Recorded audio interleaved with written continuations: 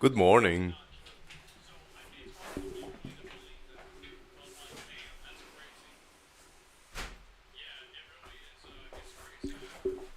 Well, actually, not so much morning.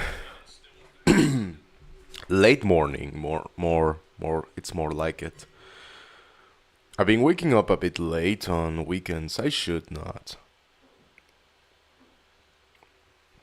I should make an effort to be up early, even on the weekends. Even on weekdays, having a remote job is kind of spoils you. But yeah, I'm trying my hardest. Hello, everybody. How are you doing? How are you guys doing? How's your weekend going? So we have to edit some guitars and do a bit of a theory stream. Apparently, all guitars are done. They seem about done here in this song. So maybe we just listen to it.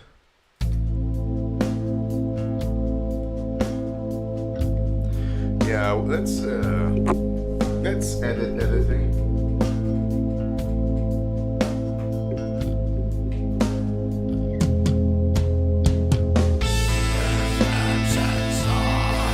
Like quantize and stuff.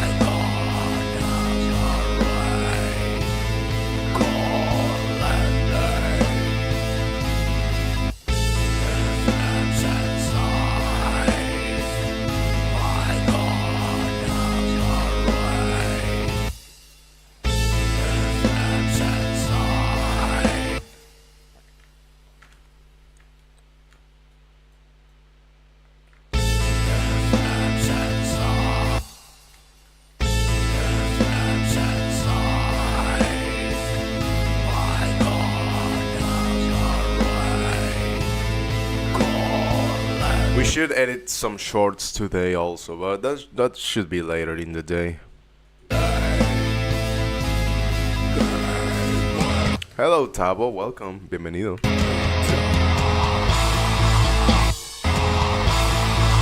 This pick slide sounds cool. We should use that.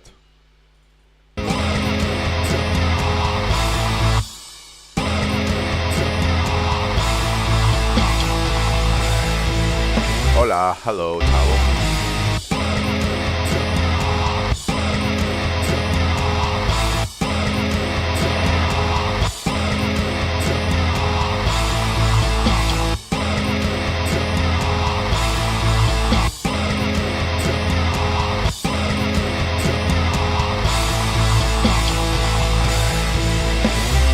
Okay, let's see.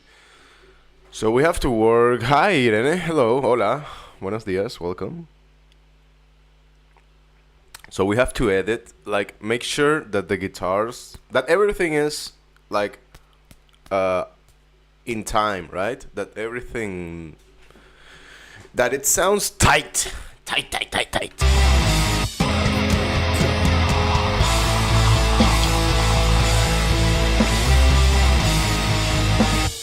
Okay.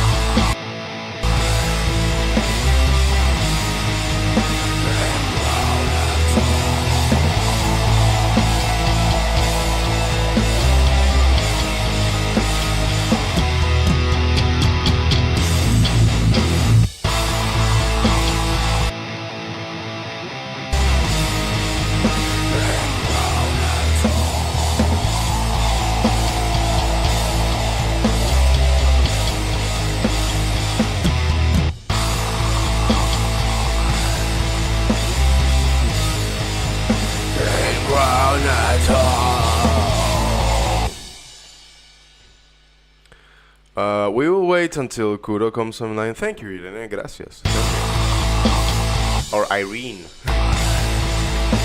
In Spanish, it's said Irene. The breakdown. This is this is not deathcore, man. Not all songs have a breakdown, but you could say that this is the breakdown. This part.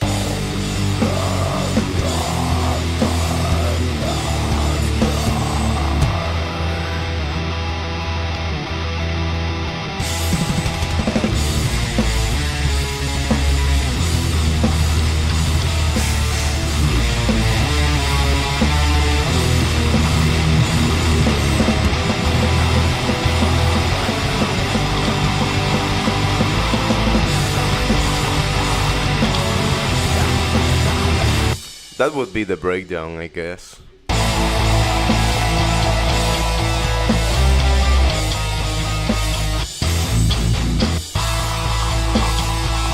Yeah, it was? Okay.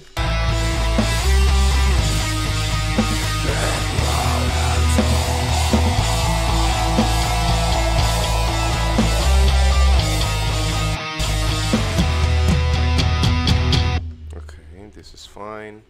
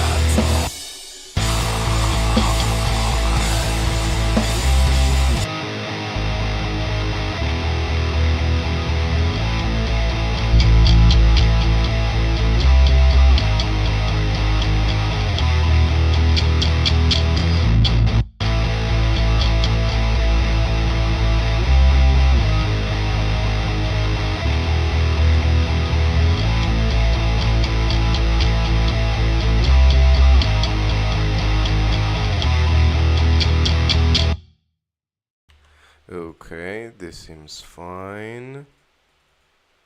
This is actually good. Okay, cool.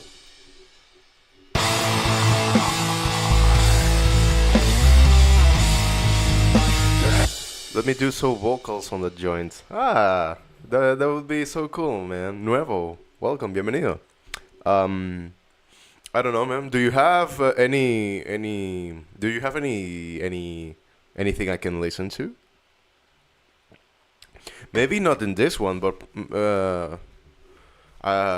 like the next whatever we do next will probably be some collaborations because we have a lot of people that want to collaborate. So yeah, if you have anything I can listen to, we can figure something out, man. Thanks so much for joining the stream, dude.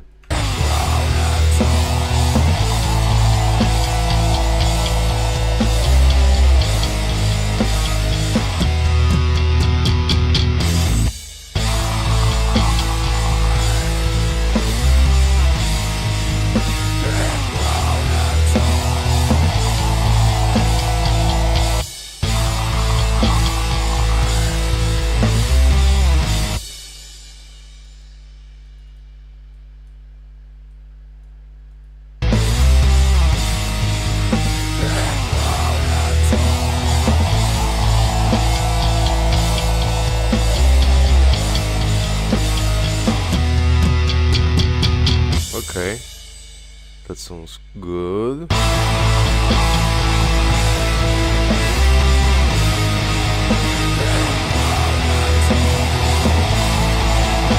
Let's just pre-mix it.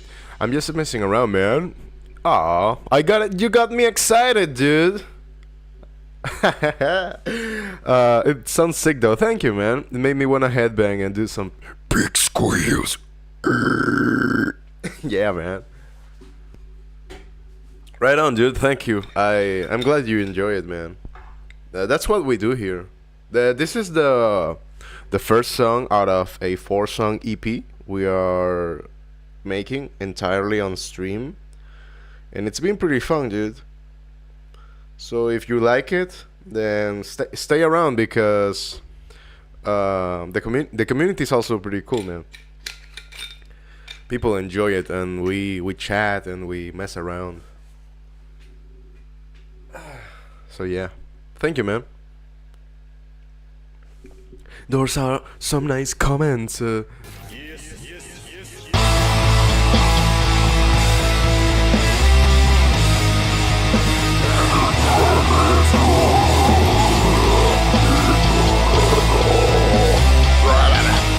It's still early. My voice is not on. Not. It's not It's not fit right now. Let's just put it like that. Let's wait until the day moves on a little bit.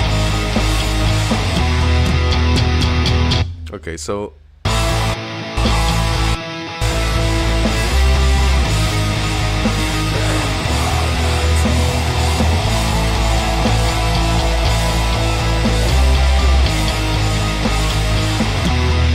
this sounds cool. If we pan it a little bit to the left and the right.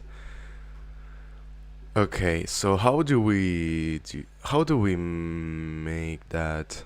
I guess we could just keep it like that, panned. One guitar a bit to the left, an extra guitar a bit to the right, and one in the center. I mean, I don't want to mix it already. The bass, man. You're one letter away from being the ass man. But being the ass man is nothing to it's not nothing short of a privilege. You make music too? Cool, man. If you have if you have a link or something, we can listen to it.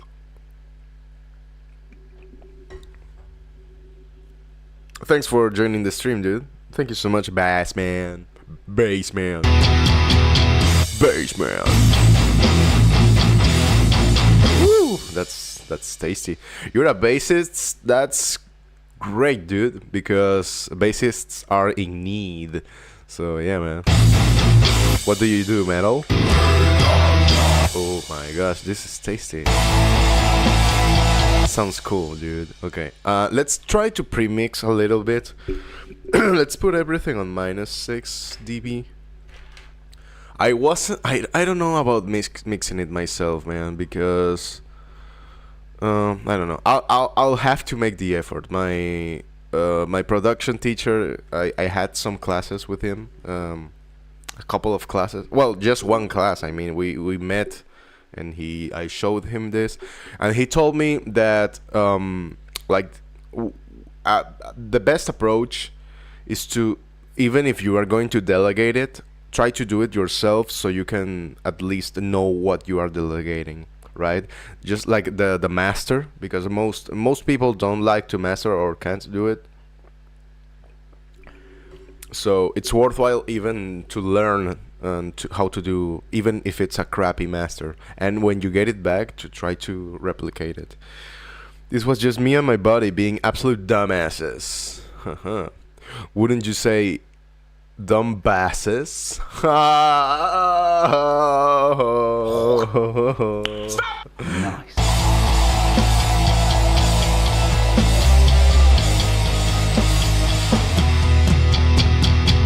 That sounds cool, dude. I want to add some reverb, but okay, maybe. Okay, let's just keep this at -6.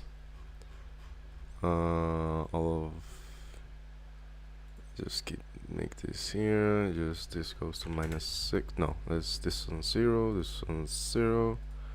This on -6. Good morning, Ethan. How are you, man? Thank you for being so consistent, dude. What's up? You tried sending a link. Probably it's not gonna let you. But if it's on YouTube, just tell me the name and we can look it up, dude. How are you doing, Ethan? Good morning.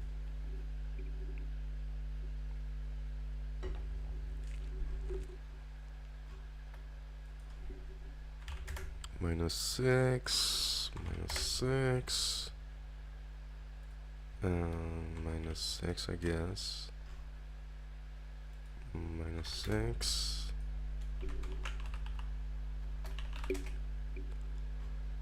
Okay, remove this, remove this. We don't need this. Okay.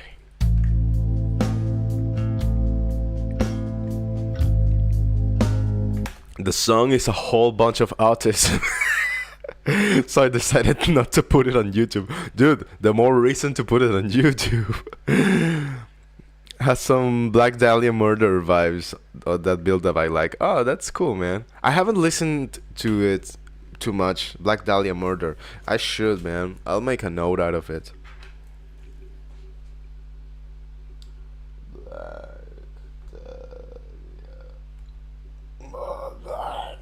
Yeah. It reminds. I don't know why Black Dahlia Murder. Well, I guess that because it's about criminals, right? Like famous heists. Black Dahlia Murder, famous crimes, I guess. Black Dahlia Murder and the Dillinger Escape Plan, and like it's like 3 words: Dillinger Escape Plan, Black Dahlia Murder. I kind of messed those up. The whole song is almost quiet drums and bass, and me and my body moaning.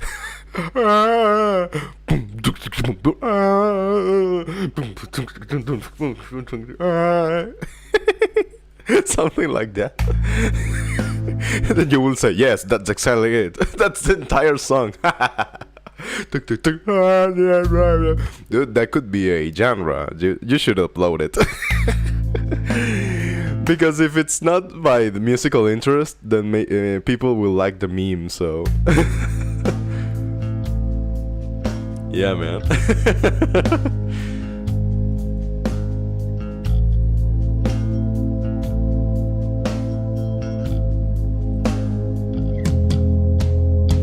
Okay, are we in love with that bass tone? I don't think so.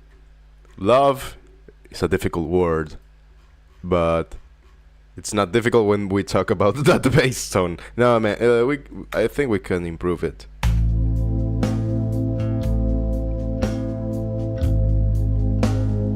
Let me add a little bit of a gate here.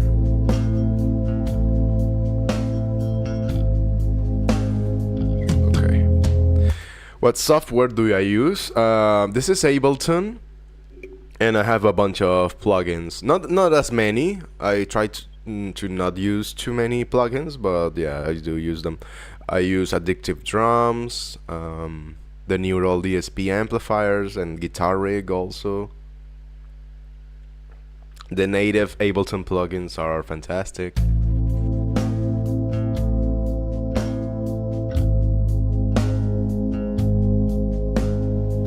Okay, let's try shaping up that bass tone a little bit.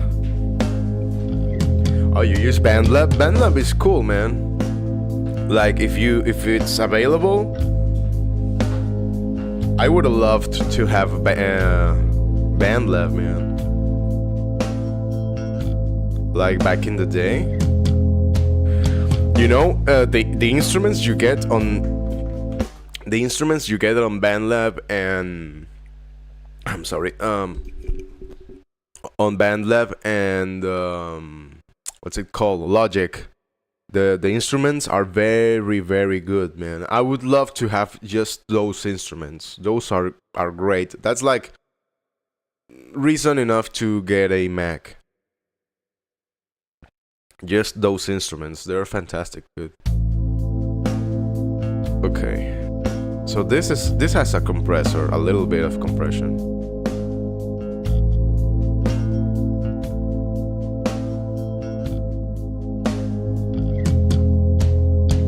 Right. I have to be mindful of something, like the bias. Because, well, I guess that if it sounds good, it sounds good.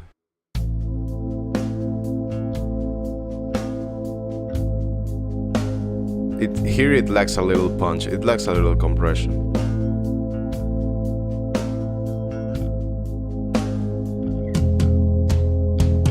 But I think that we kind of want parallel compression here.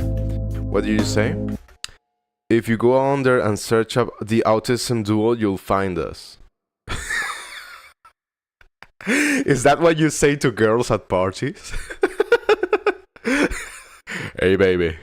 You know the autism duo? That's me. What you think about it? The autism duo on YouTube. Autistic duo, right? Is this you? Especial 10 suscriptores. ¿De español, bro? Doing the gym. Haciendo gym.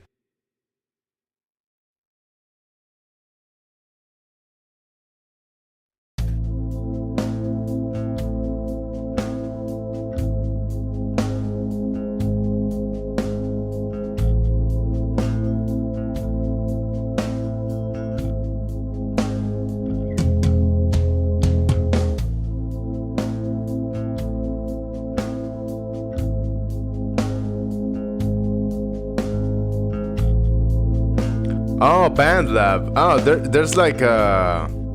Is there like a BandLab website? I didn't know. Maybe, okay. BandLab. Oh, I'm sorry. I'm confusing GarageBand with BandLab. Right. Okay. No, dude, BandLab is great, man. If it works for you, I guess I'll have to sign up. Let's do this over here.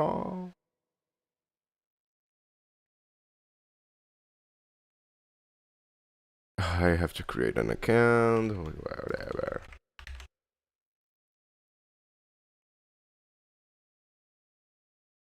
Okay. Set up profile. Well, actually, we will probably use BandLab to do the collaborations, so yeah.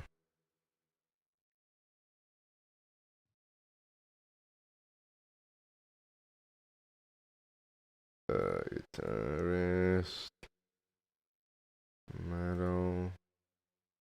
Who inspires you, dude? I don't know. Let's just say,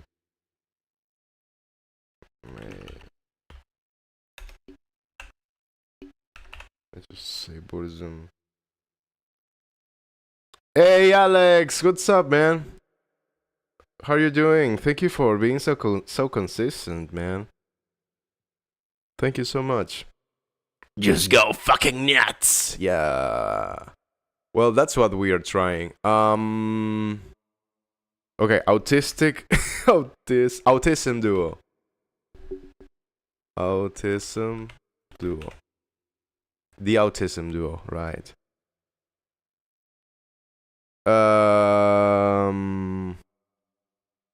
I think I added you to the... Yeah, Alex, I added you to the wall of awesome. Give me one moment.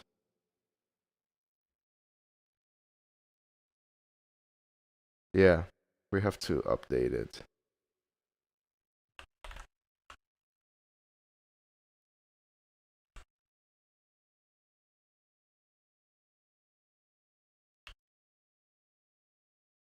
Give me one moment. This is important.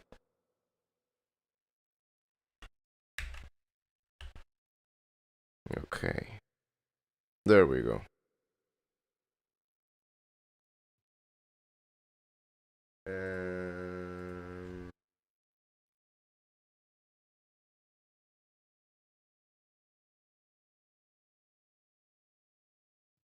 There we go. Doing great. That's awesome, dude. That's great to hear. I'm doing fine too, man. Thank you. Okay, there we are. The autism duo. I'm too autistic for my own good. Let's do it. Okay,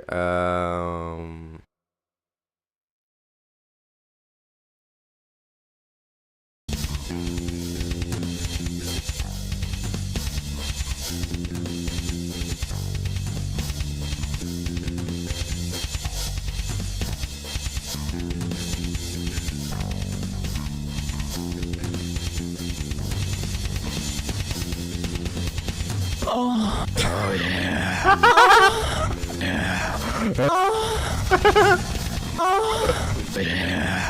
Oh yeah, Jimmy. Oh yeah. Grandpa, I said stop! No, please stop! I'm gonna cut this up! My wiener. The autotune.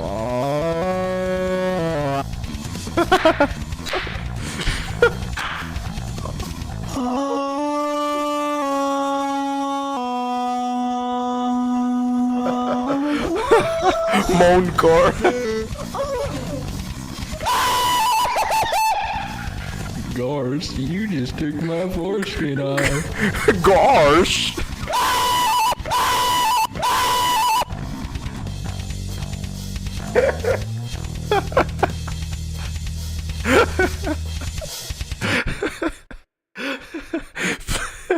Please keep doing it, man.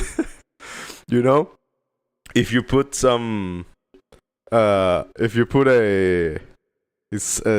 some power chords, some downtune power chords, you get most porn grind. It's great, man. It's really funny. How can I follow you? Yeah, here. There you go. Thanks, man. I had a laugh. Oh, gosh. I mean, it's funny, man. It's so funny. But I mean, I like crazy, just like Deftones, definitely.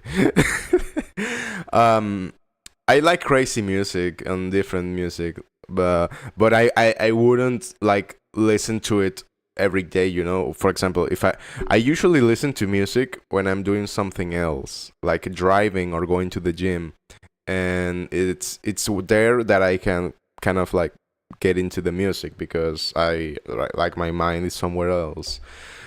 So it's like I like noise, for example, and like weird genres, but those for the gym aren't like the best. But yeah, I think it was so cool, man.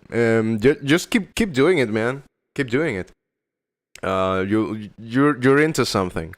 We are working on one called Monkey Jerk Off right now. Fantastic. Dude, check out Mike Patton. Check out Mike Patton. He's been one of the great serious but non-serious musicians, if that makes sense. Check out his music, man. It's really there's a lot. He's nuts, but he's a genius, dude. Particularly his band, Mr. Bungle.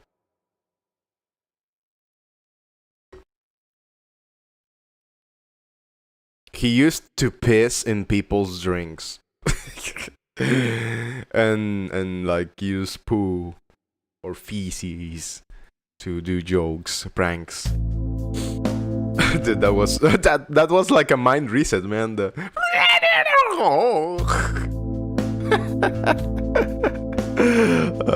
thank you for doing it, man.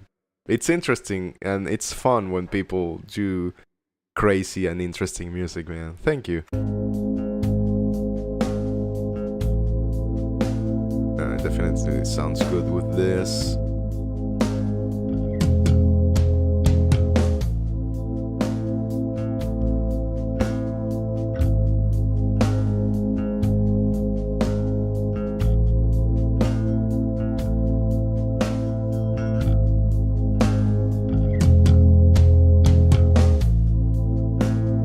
I think this is good.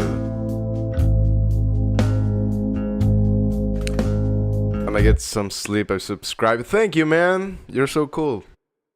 Thank you, bass man. I'll be back again. Thank you, man. We'll be on for a couple of hours still. So yeah, man. Thank you so much, dude. I get some sleep. You're probably the 200th subscriber, man. That's amazing. Let's make sure.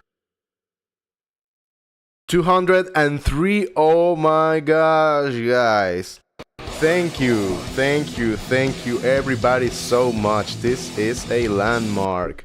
We reached 203 subscribers, guys. Thank you so much.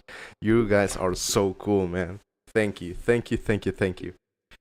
Yermabate is following me around. Yeah, dude. I had to give in, man. It's really nice, man, because it's like it's not like a coffee that it's just one shot. It's like mate, you can just keep on drinking, right? Yeah, as long as you have like a hot water bottle. That's not bad. I dropped a turd in a fountain drink. My buddy just finished skating and just grabbed the drink and took a sip and was like, "What the? Oh, dude! Ah, that's what they. That's how they call it. A top decker." Bondillo. I don't know, man. It's just like a regular stainless steel mate de acero inoxidable.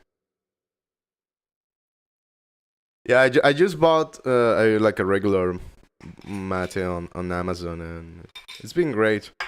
I kind of preferred the stainless steel because if you don't take care of like wood or like the gourd, it can get moldy. So knowing me, I'm better off with stainless steel.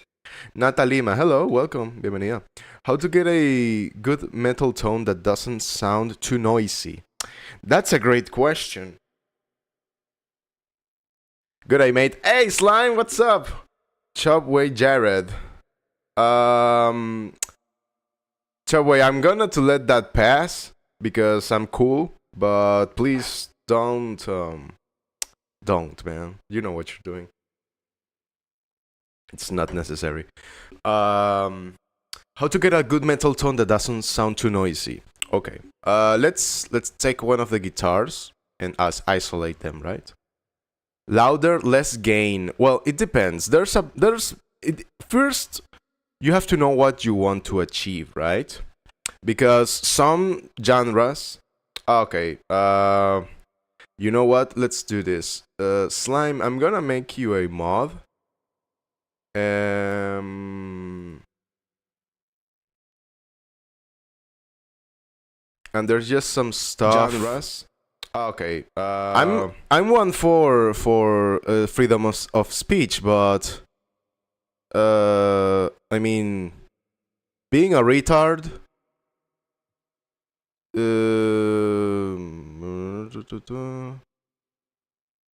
you go. I'm sorry. Okay. We'll just let that pass. But don't be a retard, dude. If you want to be a retard in your own house. Okay, that's fine, Jared. But be a retard in your own house. Here we chill. We do things chill. I had a problem with the EMGs. I really like the Fishmans for that reason. I haven't been able to try too many pickups, man.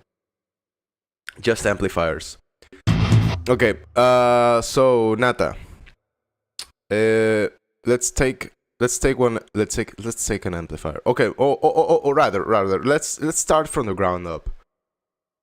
Let's make a new channel. And let's put an amplifier here. We are gonna use guitar rig because with the others it's like cheating.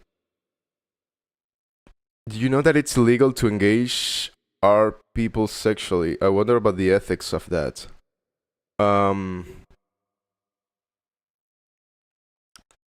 Ethics takes the backseat. Just stay within the law, man. Fucking love you, bro.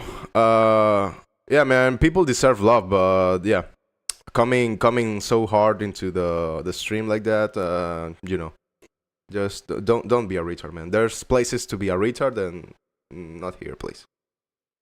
Let's keep everything civil.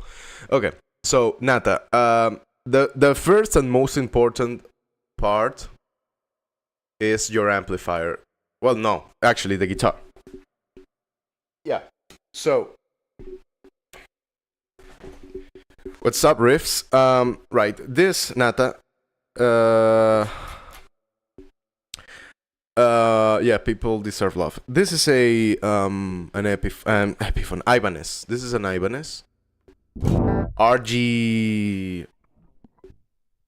RGMS 8.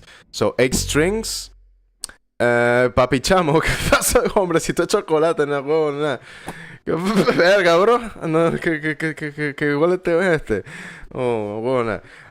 So, Nata, the pickups, they themselves add some distortion. So, if they are single coil, they are going to send less signal and they will be more noisy when it comes to distortion. Distortion is just more volume, so much volume that it gets distorted, that the signal clips, right? When you have the let's do it so you can watch, because it's important, it's useful at least to understand what distortion is so you can know how to achieve a good distortion. Okay, so there we are recording, right?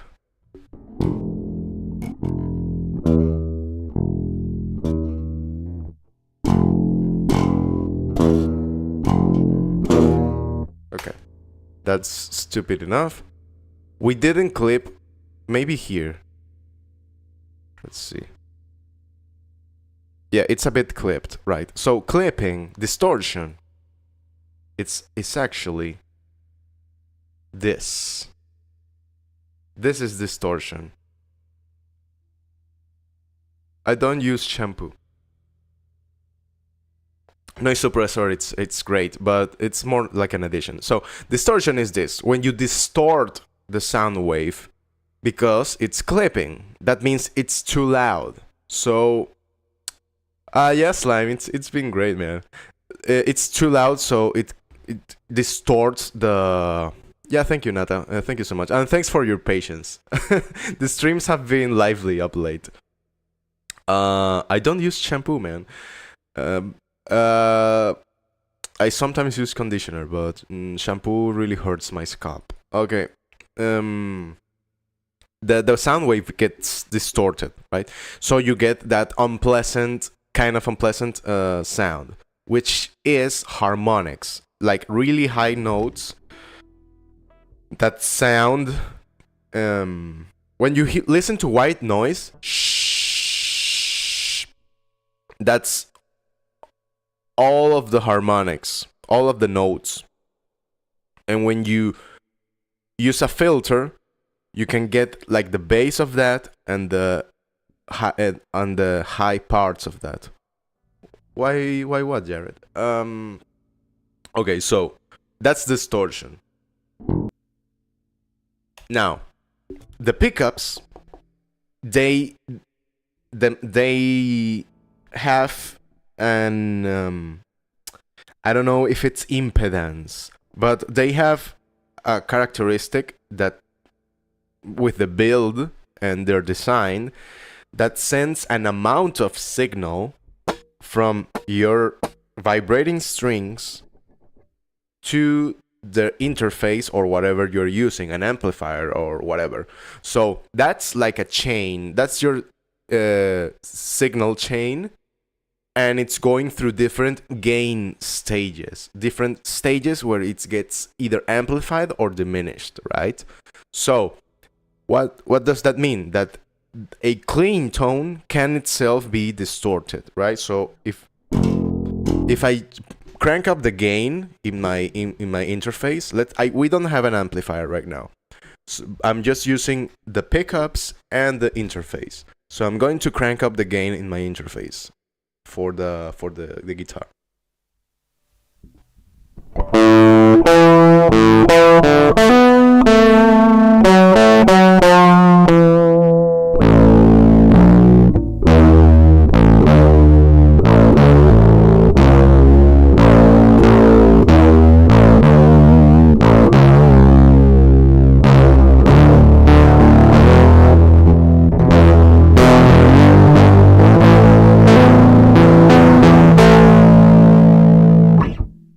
That itself is a pretty decent distortion. 8-string bass? No, not really. Hmm.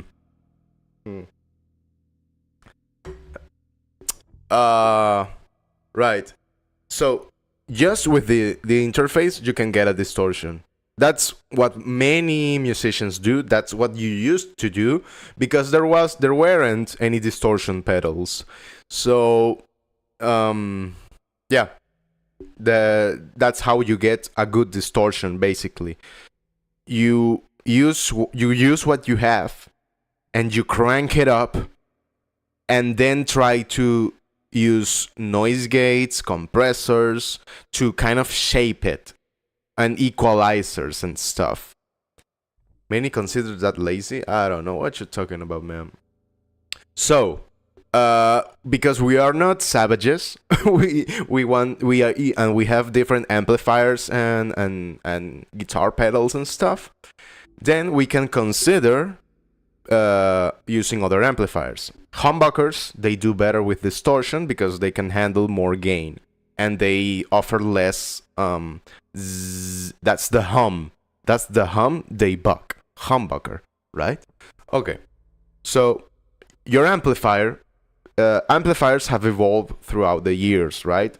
So more modern amplifiers are usually better fitted to handle distortion. Kudo, what's up, man? I've been expecting you. So amplifiers have evolved. An old amplifier is this one. You ever use the Neural DSP plugin? Yeah, we have it here. This one. This is the one I'm using for the EP. 7-string is lazy, bro. Dude, that makes no sense. The amount of strings you have doesn't say anything about being lazy or not. And even so, this is an 8-string, so it doesn't make the smallest bit of sense. So Kuro, we are talking about distortion. Nata asked how to get a good distortion tone. So we already talked that your pickups, they give a certain amount of signal, and wherever your signal is going through, that can add a layer of distortion. So in the you can crank up everything on the guitar. You can make the pickups taller so they pick up more signal, but that will always result in distortion. But that's just like one of the places you can add distortion. You can crank up the gain on your interface, but what's usual is to work with amplifiers, right? So we are now going to test a couple of amplifiers. This one emulates the Vox with a V, the Vox amplifier, and it sounds kind of old school.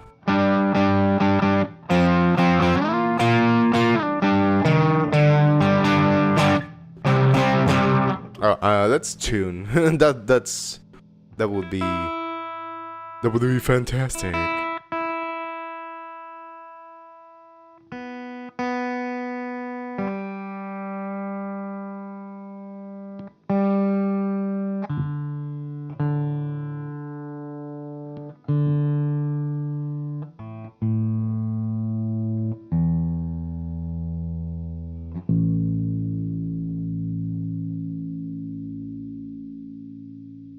Hang on, I'll read it a little bit. Give me a moment.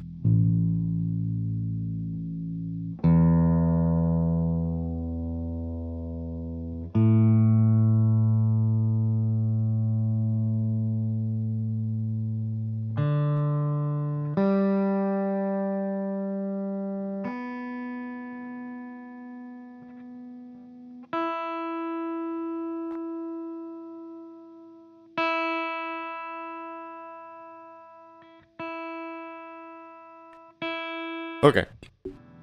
Right, so we're going on several we're going on several we're going to try several amplifiers. Have I talked about theory? No, Kuro, I was waiting for you.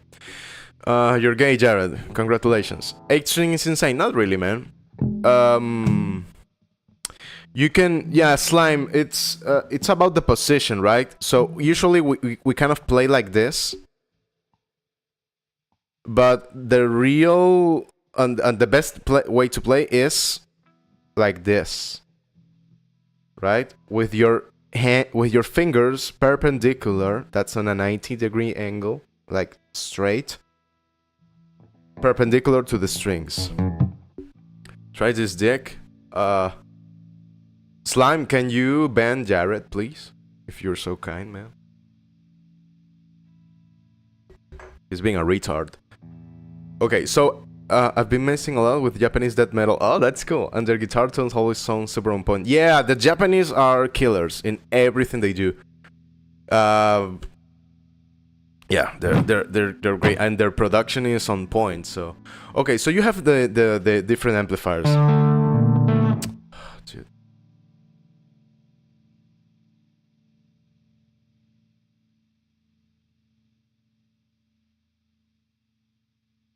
How do I?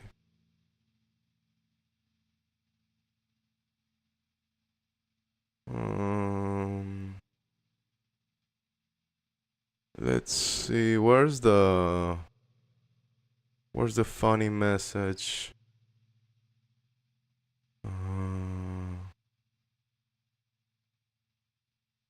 Did it get removed?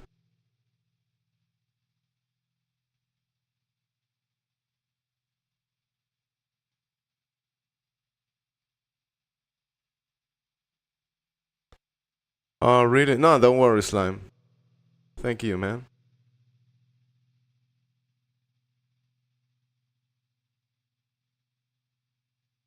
Let's just do this. Yeah, there's some messages I cannot see. Ah, I'm looking at top chat. Okay. No. I want to ban him.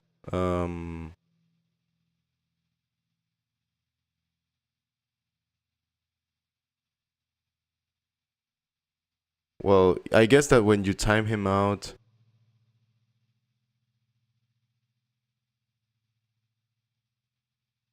This. Okay, let's just report this retard.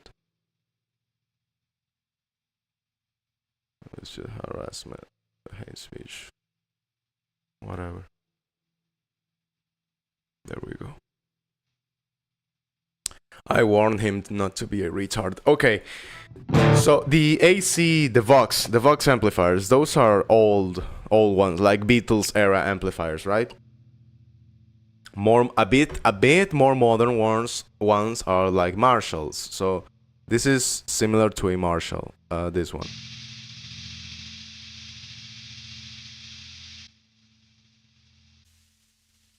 Wait. This is similar to a Marshall.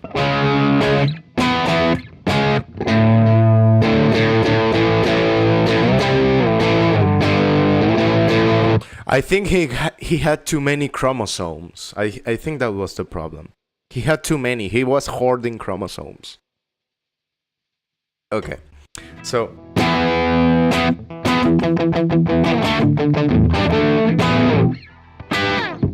right, the Marshalls, they are so trusty, they are fantastic for rock and roll. There's a bunch of others. So if you go a bit more modern, for example, the Mesa Boogie dual rectifiers, which are classic, which is what this amplifier in Neural DSP is modeled after. This is modeled after the gratifiers, but I think a more modern version. But this one is also. There's been many versions. See, this already gives you that intensity, because when you make if you want distortion, you want a lot of power, a lot of electricity, a lot of signals. So you need amps that can simulate that without forcing them, right? Because remember that amps used to have tubes, and the tubes would break and warm up and all sorts of stuff. And they add a very nice color and distortion, but they definitely are more fragile, and they are a bit more unreliable, right? So that already sounds cool. And if we crank up the gain, so like the once you already have a metal amplifier, or something that's built towards that, even maybe a pedal or an amplifier or a plugin, you can crank up the gain and add noise gate as much as you need and shape the sound using your equalizer. So let's crank up the gain and add some noise gate. There. Now it's manageable. So if we play, it's going to sound disgusting. Maybe even too much. So that's when you try shaping up the sound. Usually, it's a good decision to scoop out the mids. Nowadays, there's the distortion is sounding a bit more with a lot more mids, but it depends. You just build your taste for it, and then you build your own sound accordingly. So let's scoop out the mids.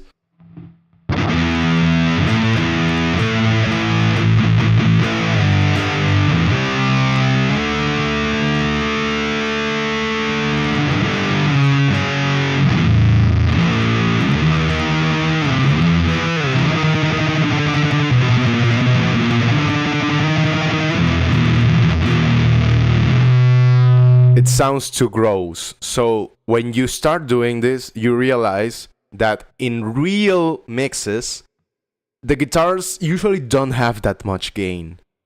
It's kind of like a surprise as a guitarist when you realize that. So they actually have a little less because you want to hear the bite. I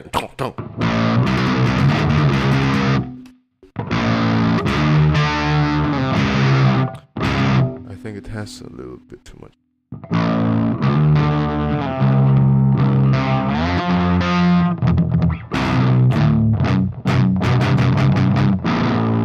It's sounding a bit weird. I don't know why. Give me one moment.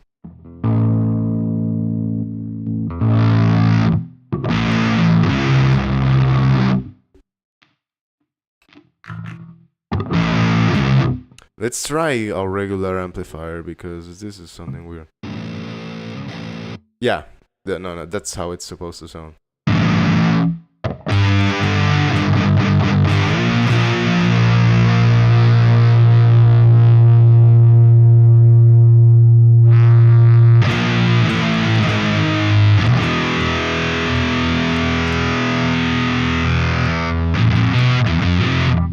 I don't like it that much.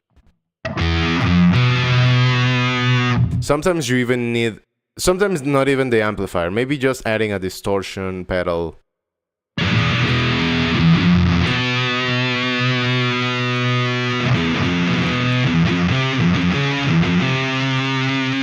Yeah, I lowered the bass, but I don't know, there's something that, maybe I'm too used to the other amplifier, right? So, yeah, that's about it, Nata. If you have more questions, just let me know. Like the amplifier we are using is this one. Yeah, I'm so much more used to this one. Like for the song.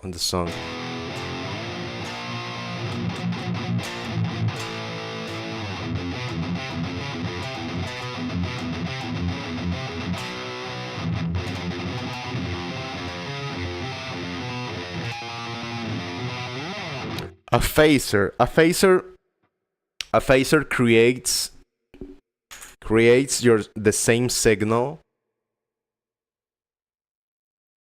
Let me show you. So let's just use like a simple preset.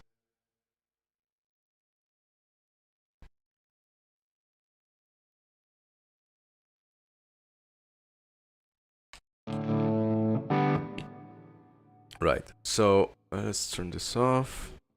Okay. A phaser. Maybe this shows it.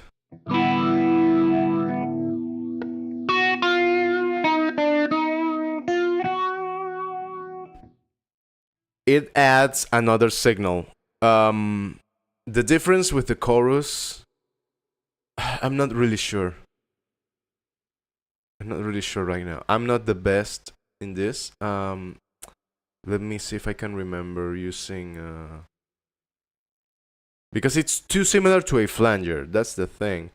It adds another signal, and it moves it in parallel with your current signal, so it sounds a bit weird. It moves it, like, right? It wiggles the other signal.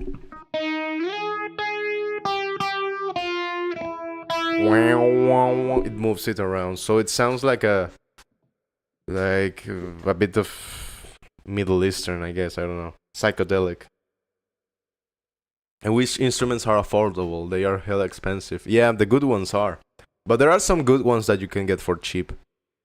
A bigger severed string guitar, yeah. Yeah, when you start going up on strings, it's worthwhile to get a better guitar, like to put up the cash, because sometimes they don't intonate well. That means that the note that you're playing, it's not the actual note. So if that happens, then you just have a very big and expensive toy. You don't have an instrument because you want to play with other people. Because if this is not an A, and for your body that's an A, you're not gonna sound good ever.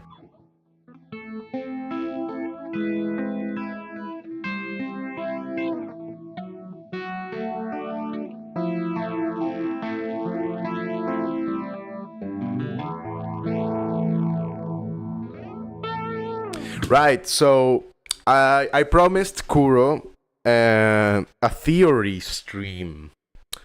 Theory needed for making music. No, you don't need it. But if you know it, you're gonna do so much better. I could sell mine for a little bit more than what I got because it's still in a good condition. Get a bigger one. No, dude, I would tell you, Slime.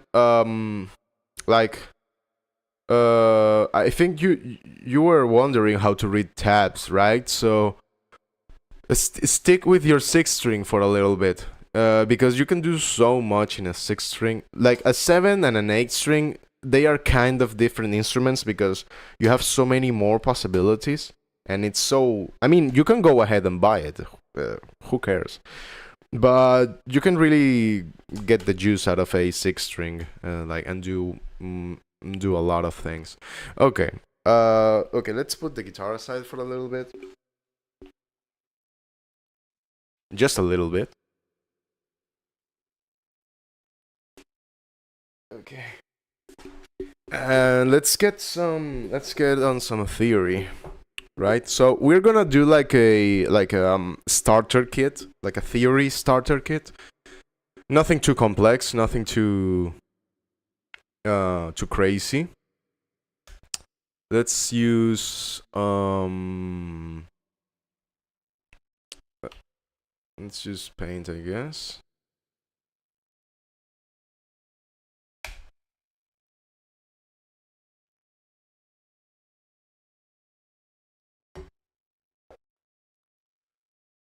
Okay.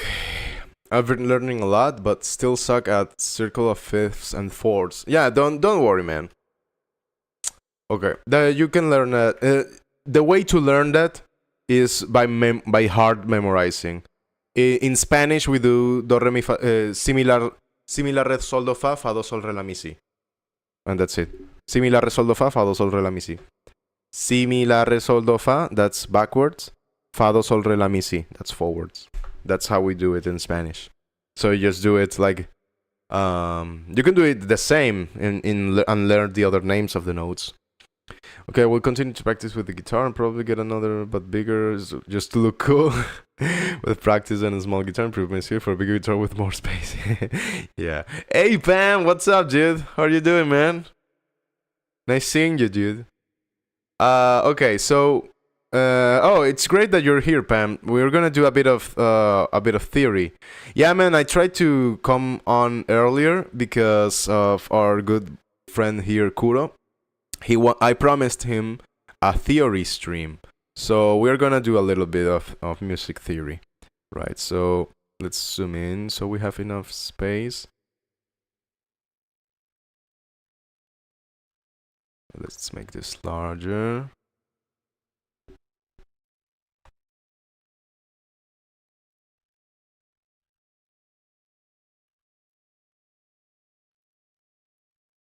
Okay. A bit larger. Okie doke. Right. No, man. Thanks to you. Thanks for all your support, man, and your good presence. It's very much appreciated. Right. So let's make. Can you teach me some Ableton on stream? Yeah, sure, man. But either later or some other day, because right now we are going to do some theory. Right.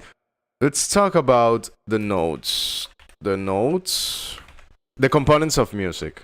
Components of music. Then we're going to talk about notes and intervals. Then we are going to talk about chords. Then we're going to talk about scales. And then we're going to talk about what else? I don't know. We'll see. Already those first four are quite a bit, right? So okay. If anyone prefers the vertical view, stay on YouTube. But the horizontal view is on both on Kick and Twitch. We have another retard on Kick. Okay, components of music. So music is composed by this: rhythm, harmony, melody, and tempo. Those are the four elements of music. Rhythm is how you split things.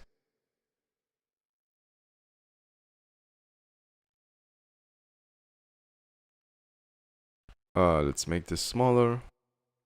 I don't know what must be the hardest content to uncover. Yes, it is, man. How you split things. Let's just say 4 little dots or dash. Let's just speaking like in Morse code, right? We know that a dash is a long dot. So let's just say that a dot is a quarter note, right? So you can do 4 dots or 1 half note and 2 quarter notes, right? That's how you split things. Harmony is how things sound in relation to each other. Harmony, right? Melody is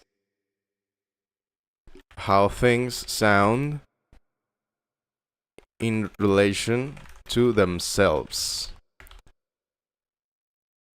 Lines, song, coherence, right? It's horizontal.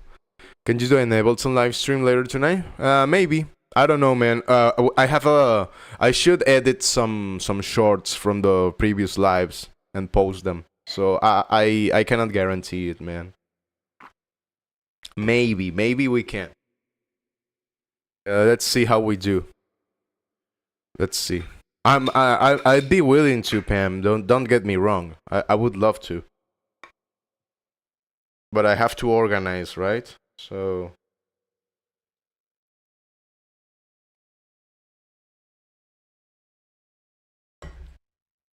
right. Okay. So, and tempo is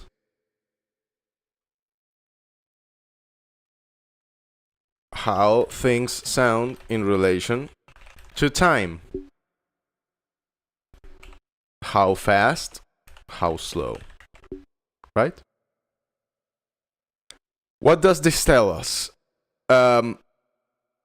Music has these components. Can there be music without these components? It's probably not music. That's why noise and other genres try to experiment and try to break up things. So, let's talk about each of these. Let's cross out the easier ones first. Tempo. Well, let's do rhythm first.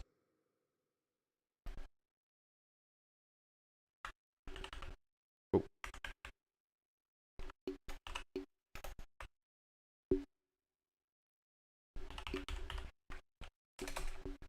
So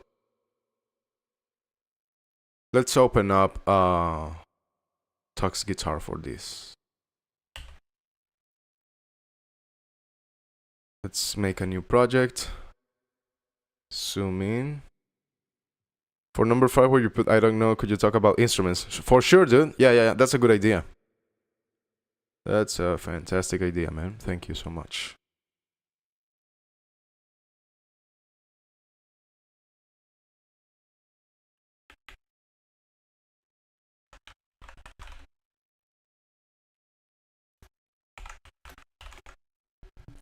Okay. So here we are in Tux Guitar. This is a free software. You can use it to read Guitar Pro Guitar Pro files, and in the top you have the musical staff. The musical system, the staff, and all of that was created in the 16th century, kinda, by European composers, mainly Bach. There were others, but Johann Sebastian Bach was the great composer that standardized music theory. So this is all thanks to him. So the musical notation is just a way to transmit the music in a written form. It's like writing. It's communicating. It tells us how fast things should go, or how slow, or whatever, or different parts of the orchestra. Like yeah, sure. Let's do a bunch of instruments, Pam. For sure. Let's just go over a bunch of instruments and talk about them. That's a great idea. So I'm gonna write a 3 here on Tux Guitar. If we could hear it, it would be fantastic. Why isn't it making a sound? I'm not listening to it. Are you guys listening to it?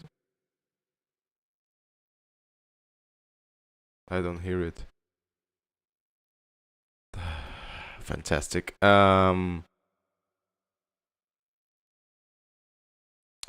Yeah, that's why I'm showing it, Kuro. It's no. We're going to figure this out, man. Don't worry. It's like chemistry, trying to uncover ungodly things by mixing uranium. No, dude, it's so much easier. It's so much easier. Okay, so you guys have the staff. I just wrote a C note, a do. Each line of the staff. Now you can hear it. Yeah, I bet. I'm going to try to open it up from scratch, because it's better. It's much better if you guys listen. Give me just a second.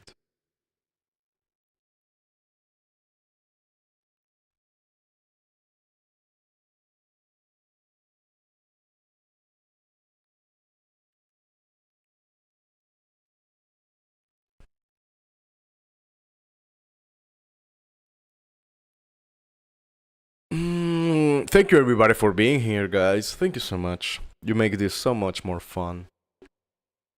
You make it fun, even. You make it worthwhile. Okay. Oh my gosh, this is taking a bit. Close. Okay. Tux Guitar. Could you do a Logic Pro X session one day on live stream? I could try. The thing is that I have to do that on my other laptop. I will have to figure out how to stream from there, because it's quite old, so it doesn't it cannot run the stream. I can try. Yeah, I'll give it a shot one of these days. Okay, Tux Guitar, hello, please come to us. That's one of the problems with Tux Guitar, it's a bit unstable. Okay, there we go. Can you do vocal fry? That's kind of it. Well, that's the scream, I guess. Okay, so this. We have the fretboard below, right? This, I guess you guys can all read tabs. This is just a line. The lines on the fretboard below, on the tabs, they show each string. Unless you stream from Windows and try to hook it up with two laptops. Yeah. It would have to be something like that, man. So you could try to pre-record, have it played. None. Well, yeah, I guess that's another one. Yeah, I could try. No, I think I could manage to do it live. I'll just have to think about how to set it up. Right. So, in the staff, each of these has a note. Let's take this and know what each of these means, right? Let's get some arrows involved. I said, let's get some arrows involved. Okay.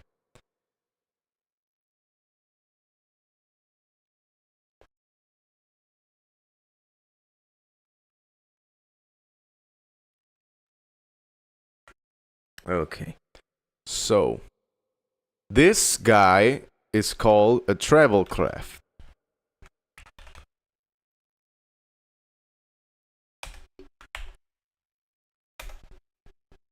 It shows a certain range of notes. This guy, his whole point is that this little part here, the belly, starts on a G. That's the whole point. In Spanish, we call it clave de sol, key of G. Because each line, they have a note. Let's understand which notes there are. So if we see the treble clef, we know that the belly is always that's just how it is, Kuro. The treble clef, the belly, the tummy, right? The tummy always sits on G. You can kind of think about it like it looks like a G, maybe. You can think about it like that or whatever, but that's the point. And you draw it from the bottom, so you do like you do the belly. So if we know that this is a G, then then we can go up or down. So if we go down, the space is an E. No, I'm sorry, it's an F. The next line is an E. The next space is a D. And the next line is a C. Right? And there you see that they draw another line. I have to dip. Yeah, don't worry, Slime. Thank you so much, man. We'll do some more early day streams. So don't worry, man. Thank you so much, Mike. Thank you so much, Mike. Thank you so much, dude. We'll stream earlier on the during the week for sure, man. Yeah, that's a keeper. Thanks for being so consistent these days, dude. I really appreciate it. Okay. So this is a C, right? So you draw the line and you put a C. That's your central C. That's the C on the middle of a piano. And if you keep going up from the G, then what do you get? You have an A, you have a B, you have a B, and then another C, then a D, then an E, then an F. And then you keep going up. Then you have a G on the space, right?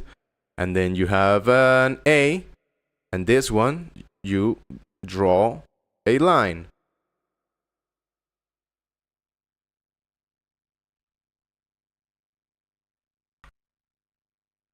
Yeah? Is that clear, Kuro? Did you got it? Did you get it?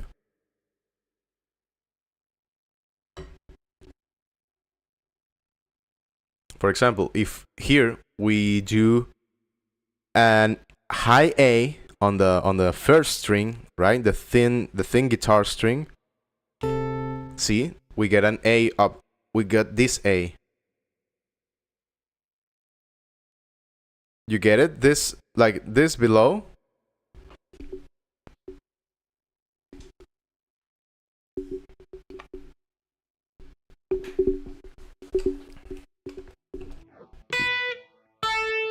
This on the tab is a 5 on the first string, and on the sheet music it's an A all the way up here. They are both A's, but it's just the staff uses position to represent the notes, vertical position, right? That's the difference. The numbers just say how high or low, right? That's kind of the translation.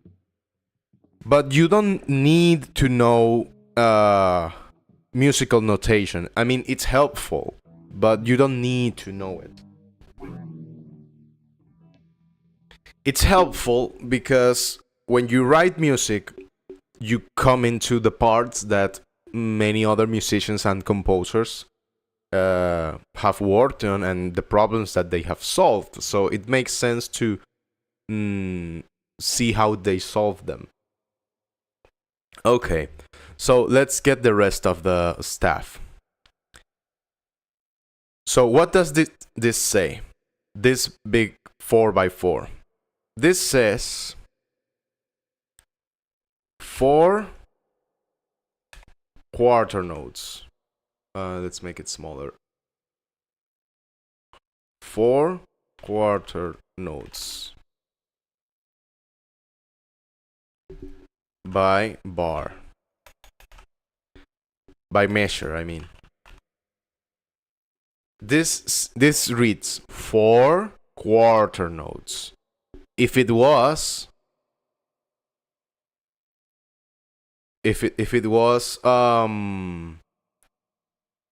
3 2 3 2, if it was this, it would be 3 half notes per bar.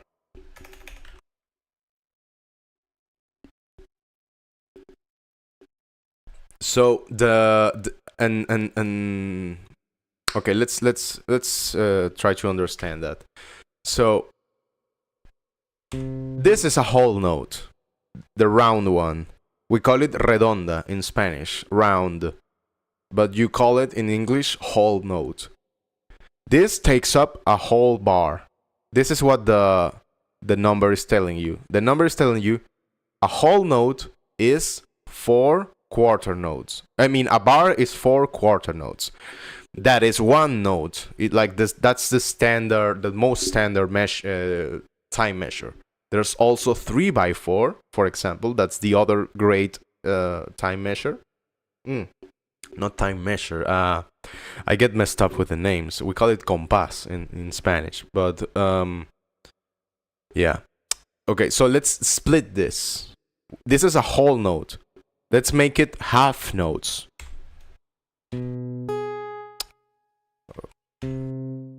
Now we have 2 half notes. Right? And what does this tell us? This number here, the 120, this is telling us the beats per minute. In old times, they used they used to know this with other names. That's where the Italian names for tempo come from. Presto, prestissimo, adagio, adagietto. This is the tempo, the BPMs. But in old times, they just kind of knew. They knew that that an adagio was in certain speed, that this other. So when the interpreter even gave it its own tempo. It was later on that we were able to measure time more precisely, and we started started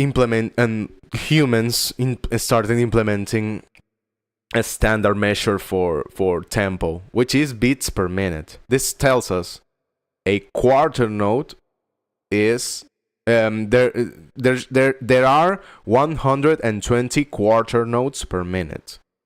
Like this shape, the black one, this one.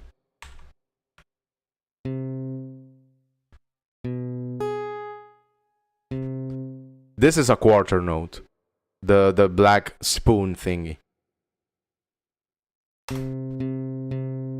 Do you have percussion instruments like right here? No, I don't, man. I have some shakers. That's all I have in regards to percussion.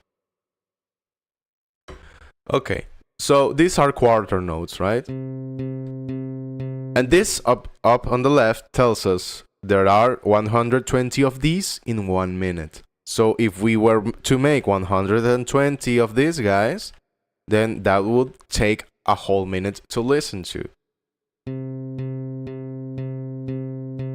Yeah?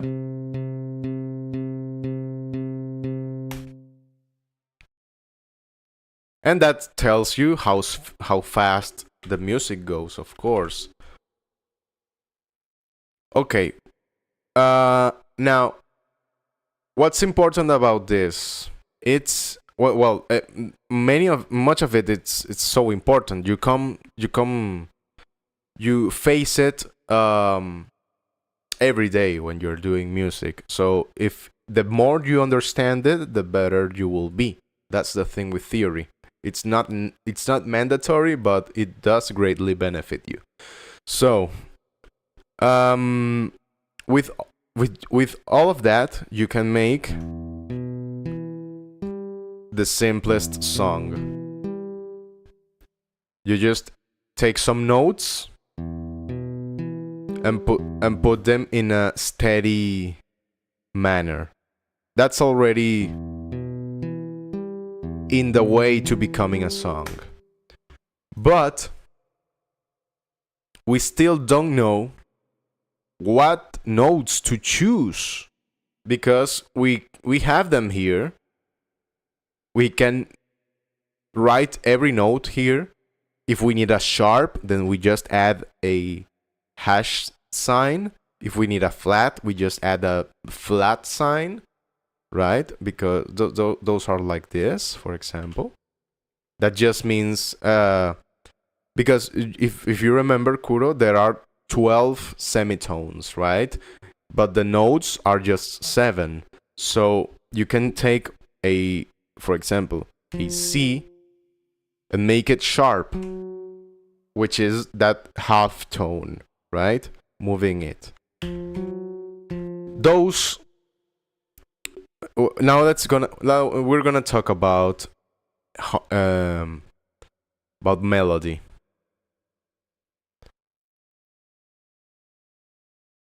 So, in ancient times, back when music was getting started in about the 11th century, when the monks were just chanting, they traveled and they taught each other music. That's how Western music started. So they came, they faced a problem. Well, this was already devised by the ancient Greeks. The problem was that the guys singing at that monastery did not use the same notes that we use here in this monastery. Eventually, that was able to become standardized, and what came out of it was that the major scale that we now know is the most stable musical structure. So Western music is based off the major scale and its different configurations. What's the major scale? We probably already know it. A, B, C, D, C, D, E, F, G, H, no, C, D, E, F, G. C, D, E, F, G, A, B. C, D, E, F, G, A, B, right? In Spanish, do, re, mi, fa, sol, la, si, do. Let's write it out. Oh. Let's use 8 notes for this. Oh. No. No.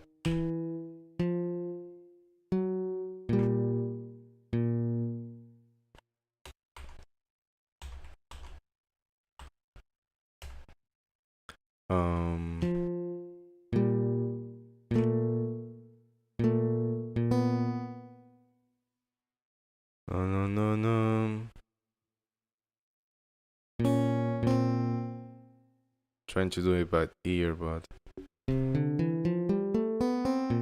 okay, there we go. That's it. That's your major scale. Do, re, mi, fa, sol. Do, re, mi, fa, sol, la, si, do. And you can just do it and do it all and keep going up, right?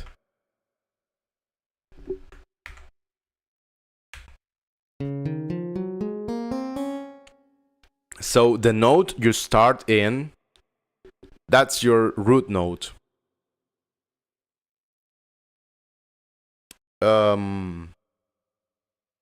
So with that, you can get the major scale of every note. With that alone, you can make songs. You can go up and down the scale. Let's get a piano here.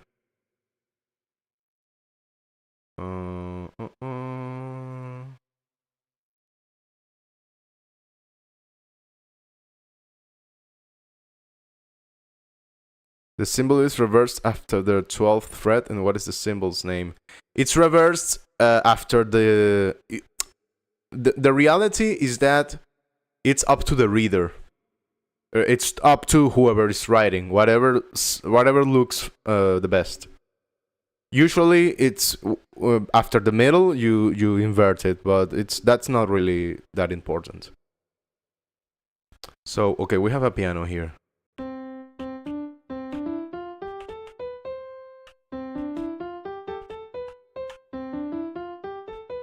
Okay, let's create a middle clip just so you guys can see what's happening.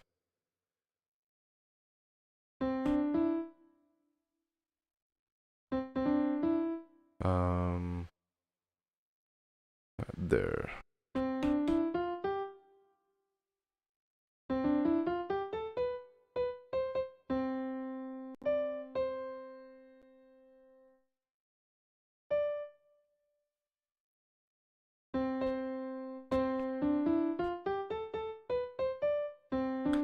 If you realize, I'm playing the white notes on the piano.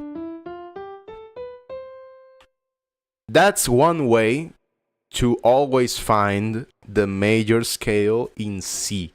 That's what we have all agreed. That's the main source of our music theory in the West. It's an agreement, okay?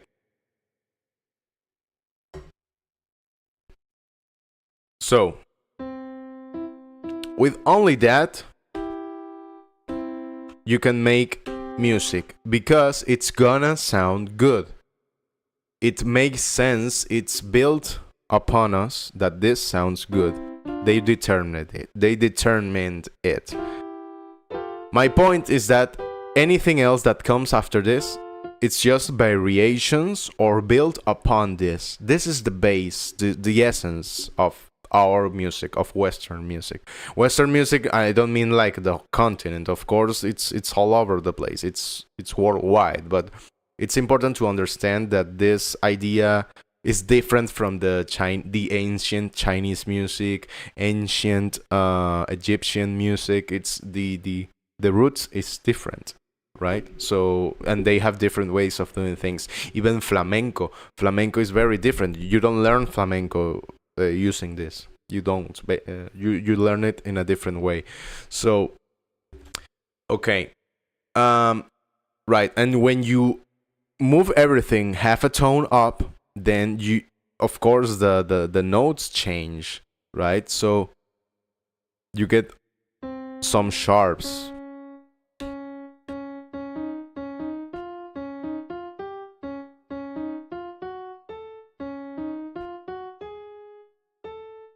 You start playing the black notes. Okay. So harmony, melody. I mean, I'm sorry. I didn't really prepare this the class or something. So we're already done with rhythm. Now we're talking about melody. That's what melody is about. Making a coherent line, a coherent phrase.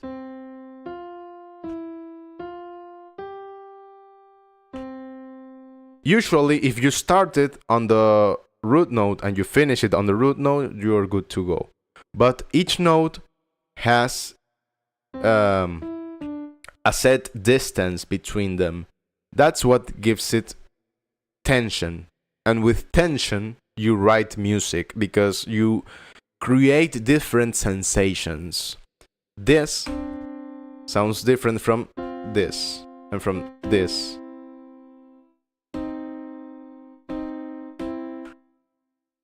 But that's when you play them at the same time. That's harmony. In melody, they play in succession. They play one after the other.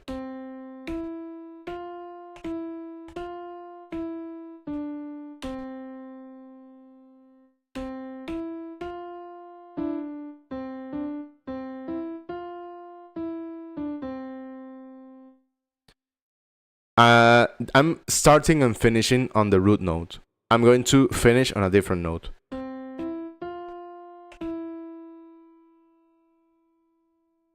It leaves you hanging. You kind of want a resolution. So that's the thing about harmony. Some notes are stronger than others. Some offer more resonance or more tension, or they feel better or worse. So that's where you decide which notes to use in a harmony. What notes should you use? You already have your major scale, so you just choose from there. Each note has a... So, okay, let's go with that.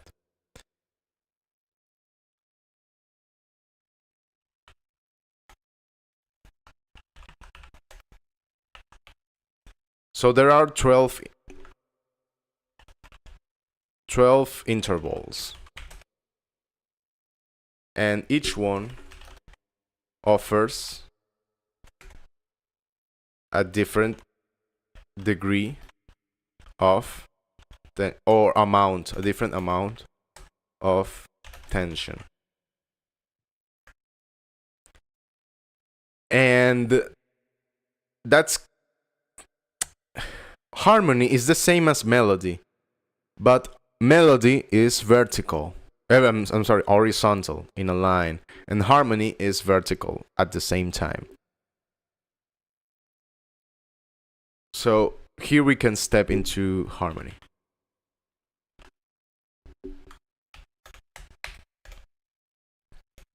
I'm sorry, I'm not the best teacher. I screwed up. This is...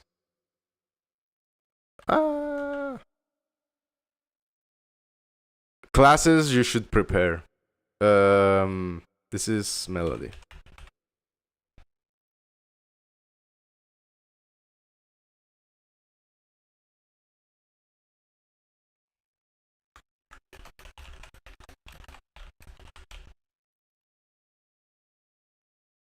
Okay, now harmony. Melody, horizontal. Harmony, vertical.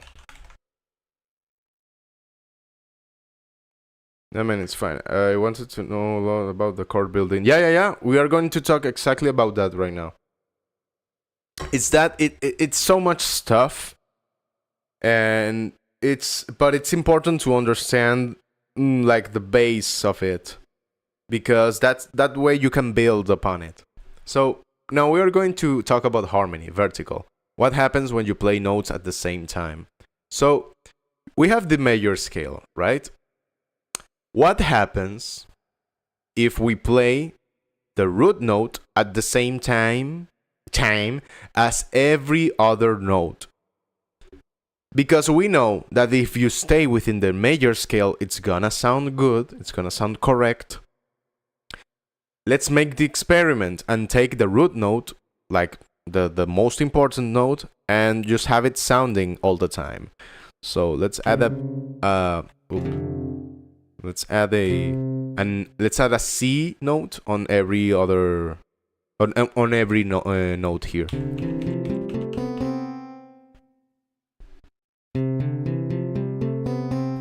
It sounds good.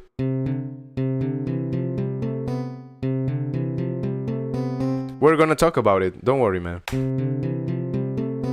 So what did we get here? We got the root note and another note. Each of these, it's called a degree. And they are named in relation to the root note. This is your first degree, your second, your third, fourth, fifth, sixth, seventh, and eighth, which is the same as the first. If you keep doing this, if you do this one more time, because you are supposed to build, like, you can use the same note in unison, right? But if you use a different note, like the second one, that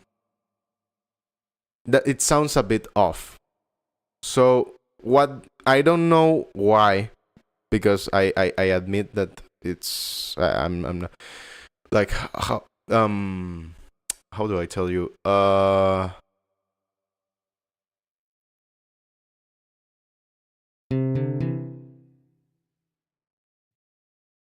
I don't know why. I'll look it up. I don't feel comfortable not knowing. Why are chords built with thirds?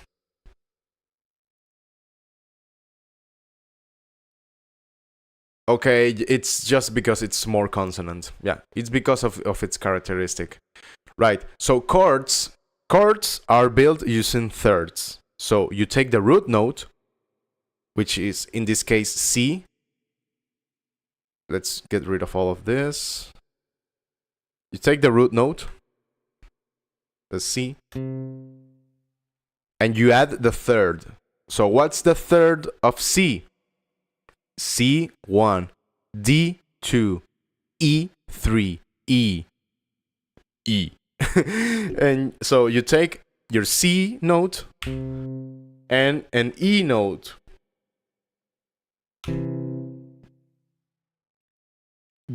That's a dyad.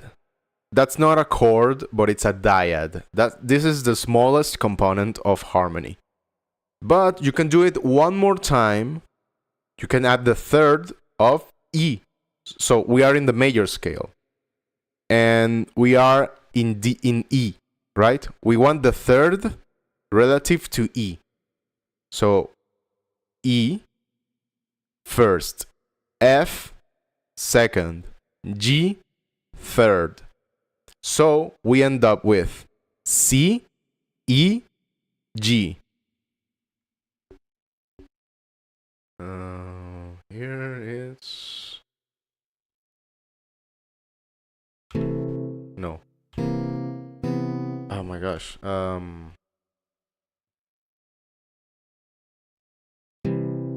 Okay, yeah. Now we have the first, the third, and the fifth. The fifth relative to C. Because everything in music is relative. So it's important to understand what are you talking in relation to. That's where what you want to ask, Kuro, that's where that comes in. C add 9. That means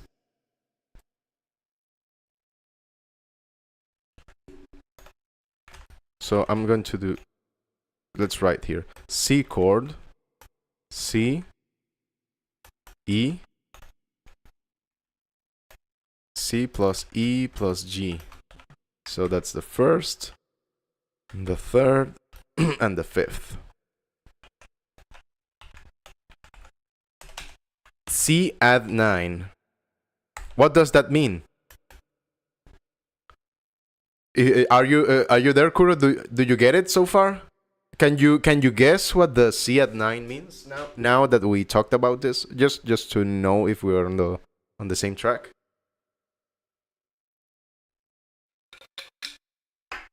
You get it?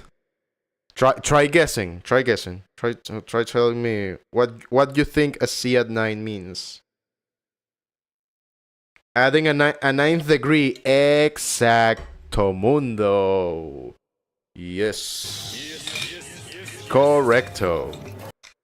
Correctissimo. Let's do it. So that's a C chord with a ninth degree. Because that's the add. That's this current case. We are going to write out some more chords, but yeah, that's exactly it. So we already have the C chord, which is the C, E, and G. What's the ninth degree? Okay, let's find it. We have C1, D2, E3, F4, G5, A6, B7. Let's start again. C8, D9. So this is C plus E plus G plus D. First, third, fifth, and ninth degree, which is the same as the second. That's where the 13 chords come from and all that stuff. So let's just play it.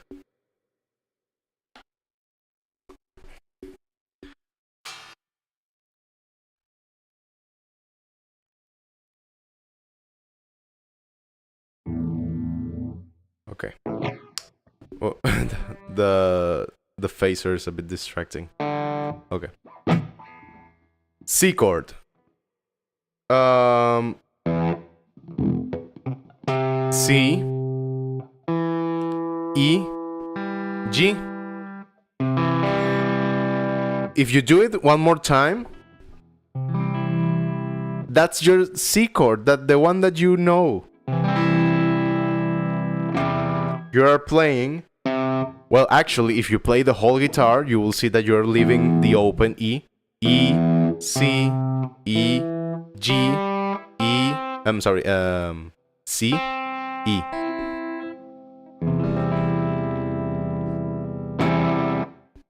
Then you will see why sometimes you get to mute or to use the G as a bass up here, right? With the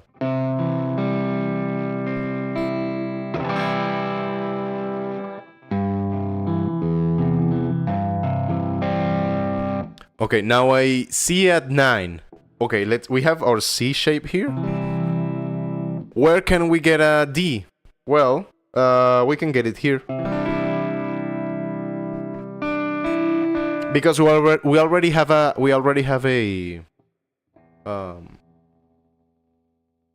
let's write it on Tux guitar.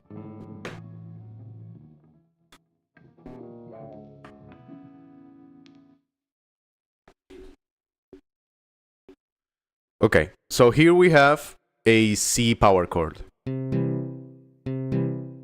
Let's make this quarter notes. Well, yeah, no, this is a C chord, right? It has its root, its third, and its fifth. I don't know the shapes, but now I finally know the meanings too. Yeah, man. It's great when this starts to make sense. Okay, so we have a C chord. Now let's do a C add C add 9. 8. What's the ninth? A D. So a D on the third string. That's 7. Here. This is your C add 9. Dun. But what happens? The playing it on the fretboard, it's a bit dumb. I think you can see the... Okay, let me just make a screen capture here.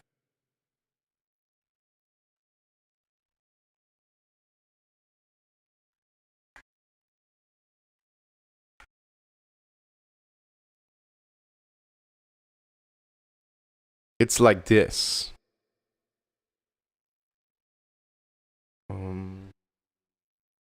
Yeah, I think you can see it. This is the shape that we were playing in Tux guitar, and it's stupid. It doesn't make sense. I mean, you can, but it's not the best voicing. So that's why the guitar sometimes becomes a bit difficult. You have to find the inversion and the position that actually makes sense to play. That's why things are a bit messy with guitar, because we tend to go towards what's convenient. So instead of doing this, you would do something like this.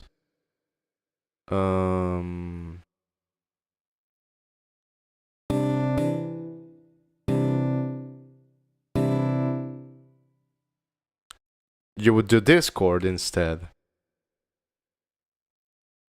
which is the C add 9 that every guitarist uses.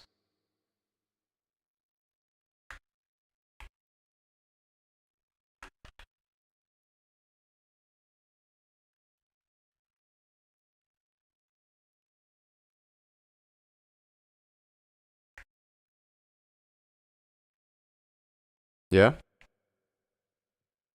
This is the shape of the C add 9 that you use every day. So this has a C. Oh, that's too large. This is a C. This is an E. This is a G. This is a D. And this is an E. Right? So with this, you see that it's very important as a guitarist to know what notes are you playing. You should know your fretboard. You should know it up and down, down and up, one way, the other. You should master it as a guitarist. It's very hard, but it's worthwhile. It's gonna make you so much better. Let's do the other chord you said, Kuro, the F6. So, F. Let's do that same exercise. If you want to do it and you beat me to it, then just write it out. It's better like that. Or do it yourself. I'm going to write it here. But if you can do it faster, that's even better. So, we have F6. Well, let's start with F. We have F. We still need to Oh, here we can use the circle of fifths. You will see. F. Because we work with the major scale, this is gonna work. F, 1. G, 2. A, 3. So, F plus A plus B, 4. C, 5. FAC. Fac. So we have the first, the third, and the fifth degrees. This is an F major chord. Now we want an F6. Oh, well, there's a little detail here. Before we do the F6, you should know that the chord, the major scale must be modified a little bit if you started somewhere else, because only in C is that it has its whole natural tones. When you do it in a different, so major is 1, 3, 5 for every chord. That's right. Yes, that's right. And you can change them, of course. That's when minor chords come. Instead of the major third, you use the minor third. But we'll talk about that later.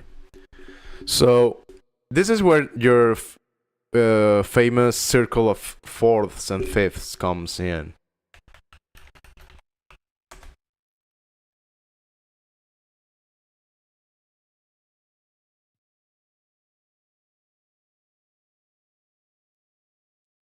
The circle of fifths and fourths tells you how to modify or how to work with the major scale. And it also tells you the relatives. So, we are here on major C, right?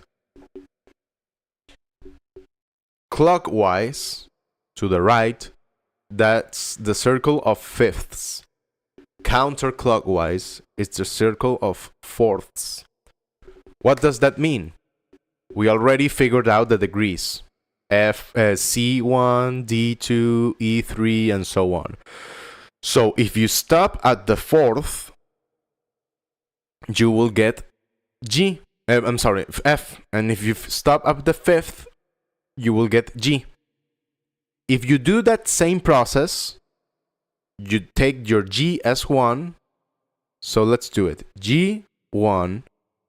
I accidentally crushed my balls by laying on my stomach. That's a Death Clock song. Crush your battle opponent's balls. Care for the royal jewels, man. So, you have G1, A2, B3, C4. We already see that if you go counterclockwise, you will get your fourth. And C4, D5. So your next guy on your circle of fifths is the D. If you do it one more time, D1, E2, F3, G4. You see that your G is your fourth. A5. So your next guy is your A. If you keep doing this, you'll reach B. And when you reach B, something happens. You land on your first accidental, which is F sharp or G flat.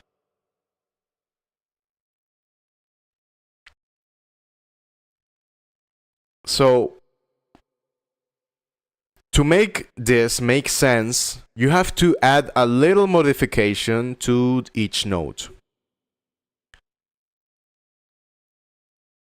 It's a bit too much right now, but when you modify your previous note, That's when everything makes sense. But that's why this circle exists. So you just memorize it. You memorize C, G, D, A, E, B, F, D, and blah, blah, blah, and such and such. You just memorize it. Or memorize it up until here. I don't remember the mnemonics. In Spanish, we do it similar sol do fa, fa do sol re la mi si, and that's about it. And that's the note that you have to modify. So when you go to the circle of fifths, when you go clockwise, you have to modify the C. Is it the C? No, this is an F. You modify the fourth of your previous one. So you modify 2 steps back. So what does that mean? G major. C major has all of its naturals. G major has a sharp F. D major has a sharp F and a sharp C. Right? Yes, and a sharp C. A major has a sharp F, a sharp C, and a sharp G. That's how it can work. That's how this system was conceived. So that's what the circle of fifths and fourths tells you. The circle of fourth is the same one, but backwards. So that tells you how every key relates to each other. Because fourths and fifths are the more stable intervals. This is so deep. It has so much meaning behind it. You can take a C chord and play. You can play the whole circle, and it's gonna sound good. Let's play it. C, G, D, A, E, B, F, sharp,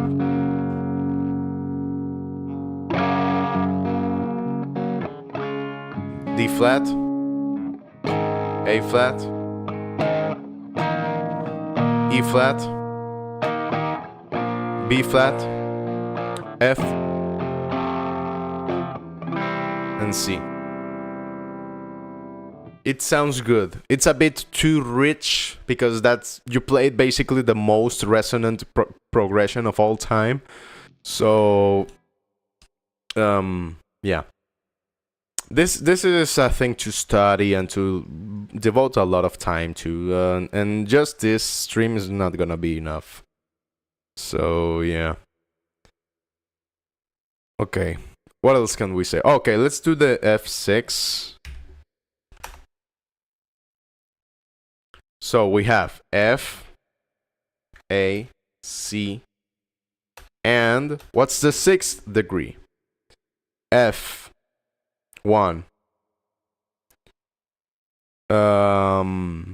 G2, A3, B4, C5, D6. Huh. Kuro, probably you were trying to play that one song because it has a like an underlying D note. So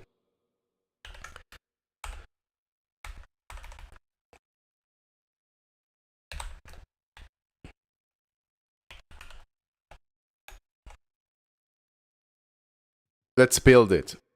F, A, no, F, A, C,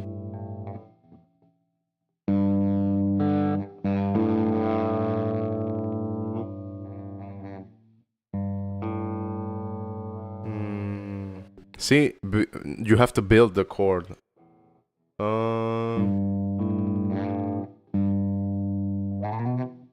Maybe if we do it over here. Let's find the C. This is C. A.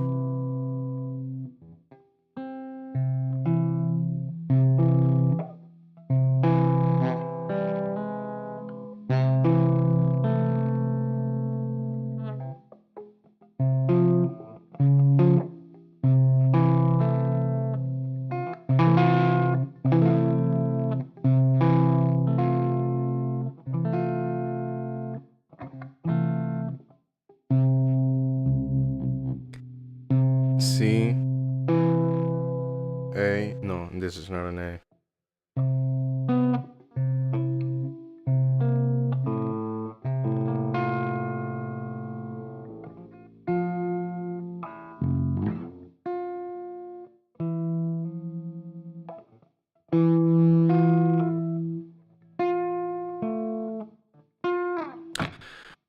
Yeah.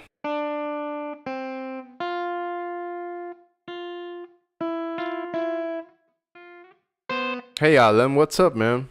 It's been great, dude. We've been streaming a lot. Having a good time, dude. Right now we're kind of doing some theory.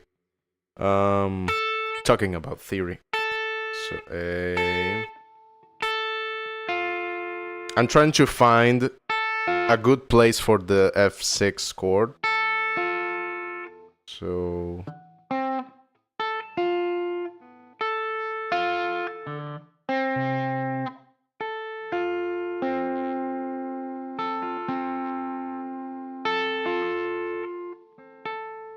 A, F, C. There we go.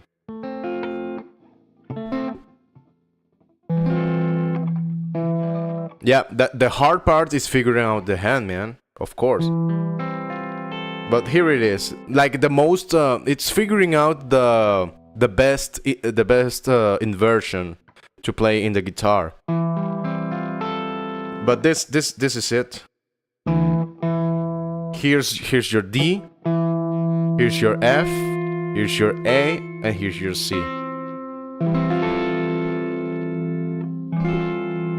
Of course, it may not sound right because you have to figure out the bass. The bass is what gives you your actual your basis, right? Your what you relate everything to. So that's kind of one of the hindrances in guitar. In piano, you can always have a bass, right? It's your left hand. You have full control. So what we were doing is this. We grab an F. Let's make the chord. F. A, C.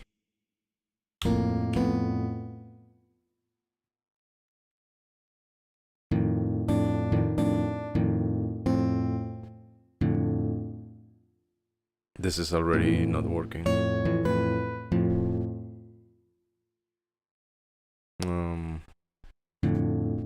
Because it's on the same string, right? So we are playing one on the first on the sixth string, so that's one of the shortcomings of guitar. There are some chords that you simply cannot play, man. How are you doing, Alan? Thank you so much, man. How's your weekend going, man? So let's do it like this. 8. Let's do it here. 8.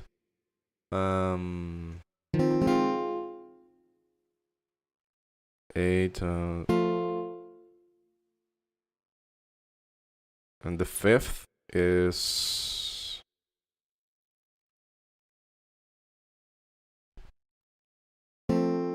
there it is. You can tell chords in the staff if they look like 3 thingies, right? Major chords. That's the first inversion. You can change the notes around, and that's what the guitar does. And that's kind of why the guitar is complex, because you have different ways of playing things and they are not obvious at all. So if we do this same chord, let's add a D. That's not a D, is it?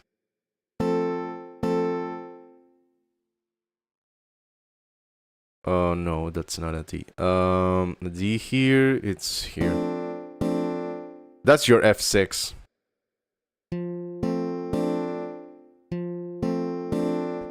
A major F6. Here we didn't have to add any alterations, any sharps or flats, because we only have one flat, and that's a B. If we had to add a B note, then we would have to flat it to make it sound right, quote unquote. There's a lot to it, but that's basically how you build any chord, man. Okay, so we did. I think that's it for we talked about harmony and melody and tempo. That's your music starter kit, man. You can do anything with all of this. Let's put this on the Discord, dude. Just so you can have the cheat sheet. I'm going to add a little thingy here.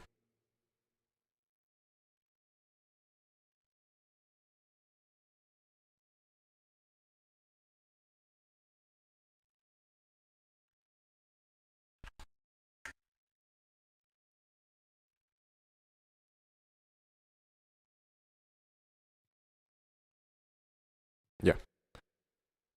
Okay. Let's get this.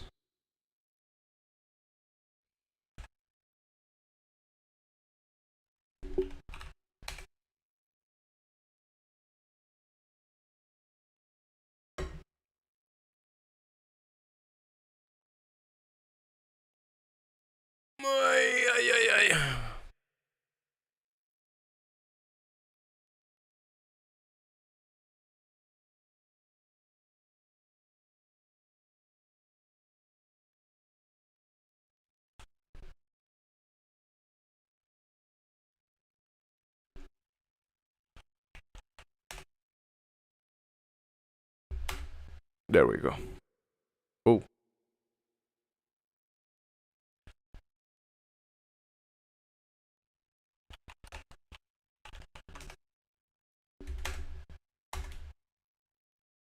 That's better. Okay. Now let's talk about some instruments. Okay. Let's look at this. And are you still there, Pam? Just to know.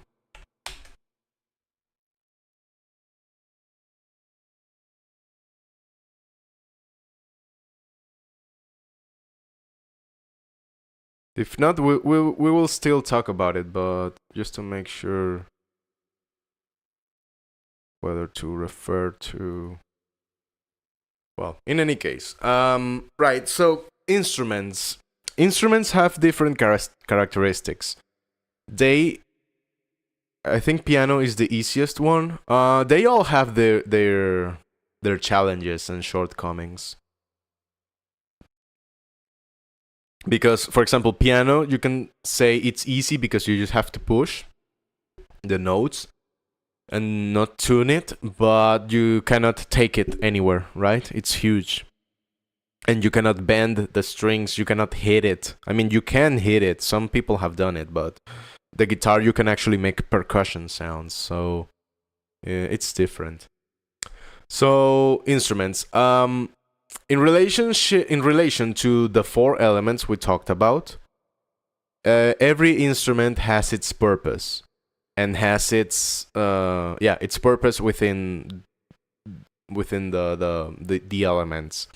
The percussion instruments, they provide a more sense of rhythm, of course, and like the lower register instruments. The higher register instruments, like the harp, the violin, they want to provide more melody and more single and easy to remember parts. And like the mid section, the brass instruments, the woodwinds, they want to provide chords to support the melody usually. That's kind of the approach that classical composers have used. In rock, for example, you use an electric guitar, a bass, a drum kit, right? So they meet those same like demands for work, those same responsibilities. They apply them. They meet them with using different instruments that, in the end, they give you the genre you are trying to make, right? So all instruments have a place within the frequencies they are able to cover. If you see an equalizer, or you can just tell that higher sounds tend to sound thinner, like a dog whistle, or a bass. Bass takes more sound. It's a shorter frequency range. It's because a shorter or faster frequency range, not range, sorry, frequency. It's like this. This is a slow frequency, like a bass. It's mass. It needs a lot of air, a lot of volume of air to be transmitted. That's why bass it's so boom boom boom, and drums and dong dong. They are big. They are supposed to be big. It's big waves that take long, because frequency is how fast the sound wave completes a cycle, right? Like that's a cycle. Like when you see this,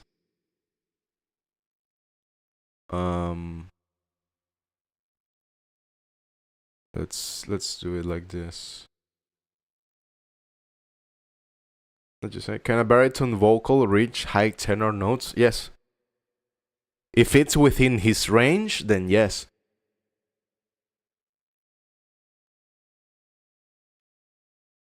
For example, here, this is an equalizer, and we are going to play some piano notes. This is an A3. You see the sound waves, right? Now I'm going to play a lower A, an A2. Ah, they moved to the left. Let's play an A1. Even more to the left. Let's go up, or maybe down even. I'm sorry, this is a C. Yeah, my mouse was on the wrong spot. Let's go up, up, up, up, up.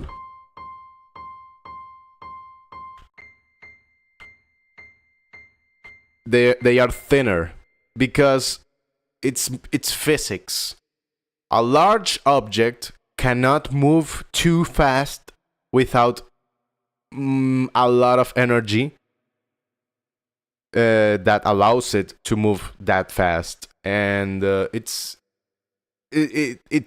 makes more sense in life that smaller things can move faster in relation to our perception of the world, like a mosquito. Right? So, what that means is that each instrument has a set range. the piano has a massive range. That's where you see the frequencies that are called bass, trebles, mids, brightness, and so on. So each instrument has its range, like baritone, electric guitars, acoustic guitars. If you want to look it up, you can just check out this image. I'm going to paste it on the Discord. I've been learning about vocal things because it helps a lot when singing and stuff. Yeah, man, for sure. The more you know, the better. That's kind of the go-to. So yeah, instruments. So that's where like the most important concept for handling instruments, understanding their place within the piece that you're working on, right? And the instrument also comes from a culture. They have a background. So classical music has relied on the classical instruments throughout its whole existence. It's evolved, of course.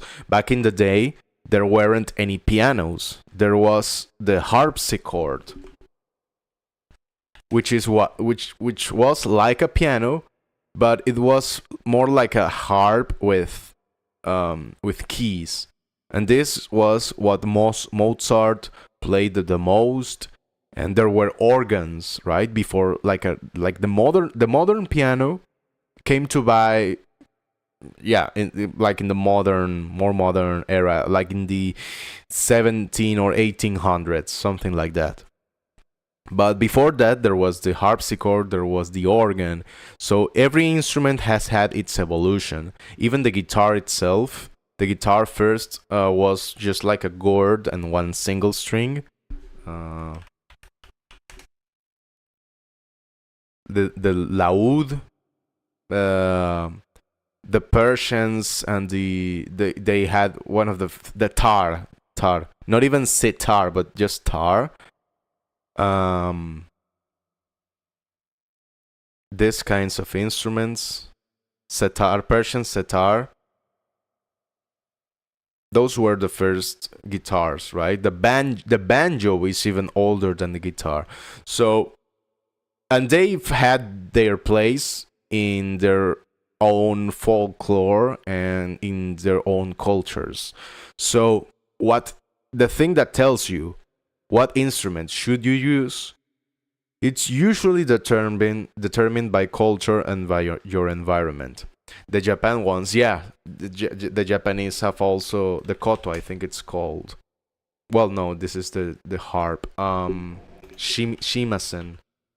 Shamisen. Yeah, the shamisen.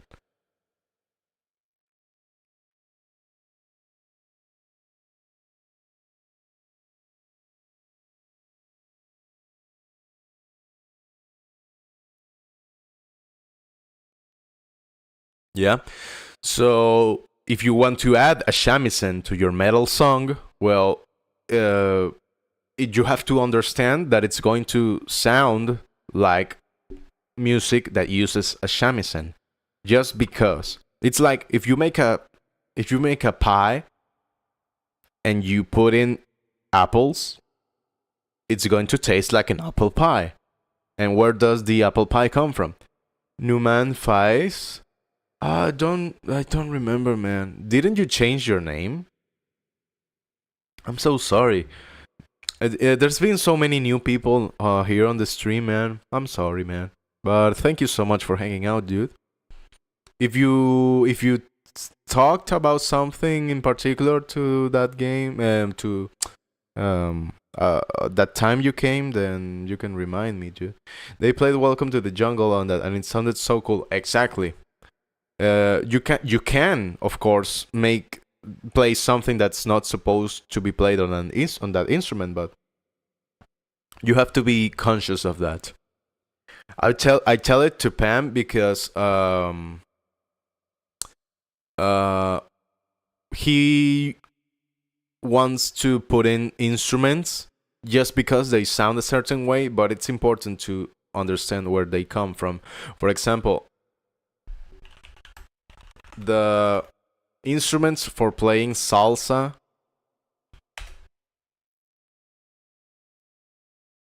they are a certain group of instruments that have their history and that have their purpose. The bongos are not the same as congas. Talk about your grandma. Oh yeah, dude, I'm so sorry about your grandma and your granddad. How are you? How are you feeling, man? How's it going, dude? I'm so sorry, dude. I hope you can make amends with that.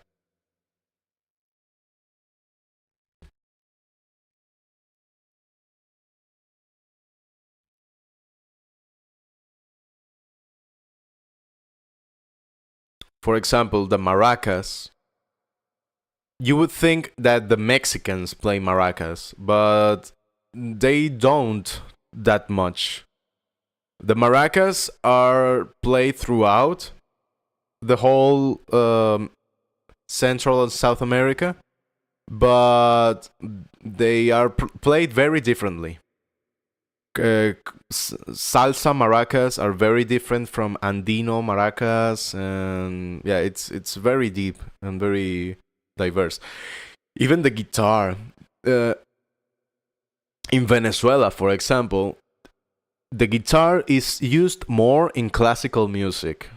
In folkloric music, it's not used at all. You see it in a classical environment in Venezuela, but in the south, like in Argentina and Paraguay and Bolivia and Peru, they do use the guitar in their folkloric music.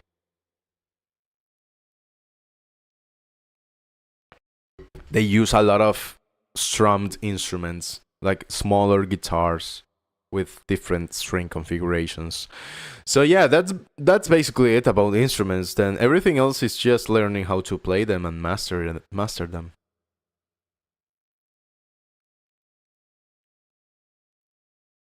Yeah. Well, right now I'm gonna have to take a break and do some stuff that I have to do today. But I think we can continue the stream later. Kuro, do you have any other questions? Would you like to know something else, man?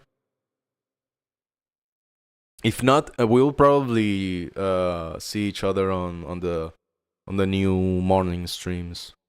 That would be pretty cool, man. It would be great to hang out like later. I mean, throughout the days, I guess. I don't know. We talk a lot about a lot. We talk about a lot of stuff. No, man.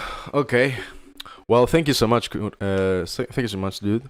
I hope you got something from all of this, and it was a lot of information. So don't worry if it seems too much. It is too much. Like in 2 hours.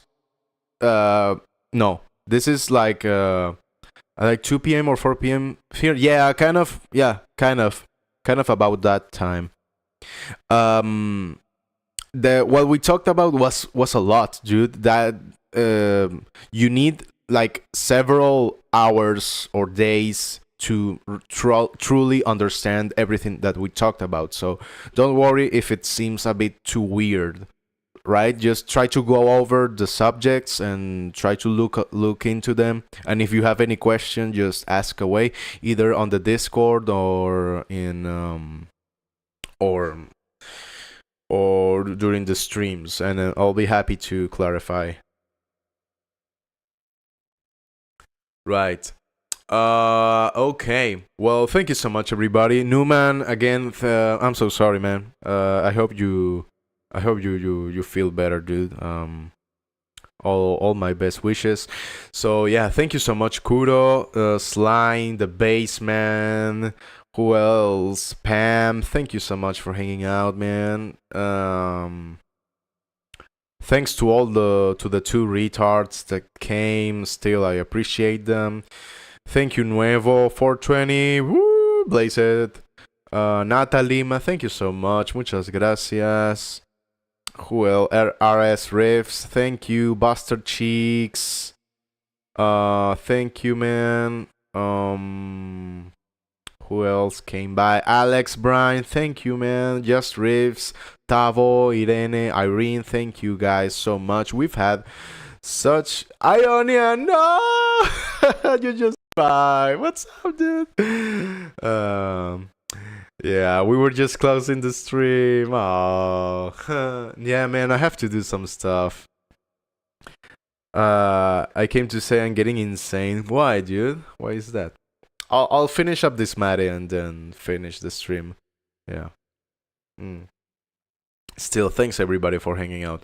We'll probably stream later, Ionian, and you're on Asia time zone, right? So we will have earlier streams, yeah. So you can come in on those like during the week.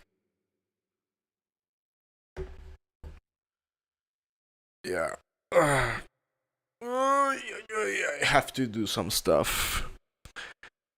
I would love to keep on just continue streaming, but we will get there. We will get there. Because my playlist now consists of Damage Control, Glasgow Kiss, Gemini, and Escaping by Kiko Laredo. Oh my gosh, dude. You're gonna be a shredder, man. That's so cool. Don't worry, man. Just take it in little by little. In no time you will be playing those songs, man. Enjoy the ride, dude. Enjoy it. Playing guitar is one of life's greatest pleasures. So go ahead, man. You have my blessing. Oh my gosh, dude. Yeah. I wish I could learn guitar from scratch, like back in the day. It was so exciting, dude. Like I got home from lessons and I would just keep playing, like trying to apply what I learned and finding songs to play that I could play and like figuring out solos and techniques. Yeah, man, it's so cool, dude. So exciting to learn guitar. Really fun, man. But yeah, I have to go, guys. Thank you so much. I'll see you guys on a maybe later today, and for sure during the week. We will stream so much more. But yeah, thank you so much, Ionian, Kudo, everybody else, Newman. I'm so sorry for your loss, guy. Thank you, everybody. Bye.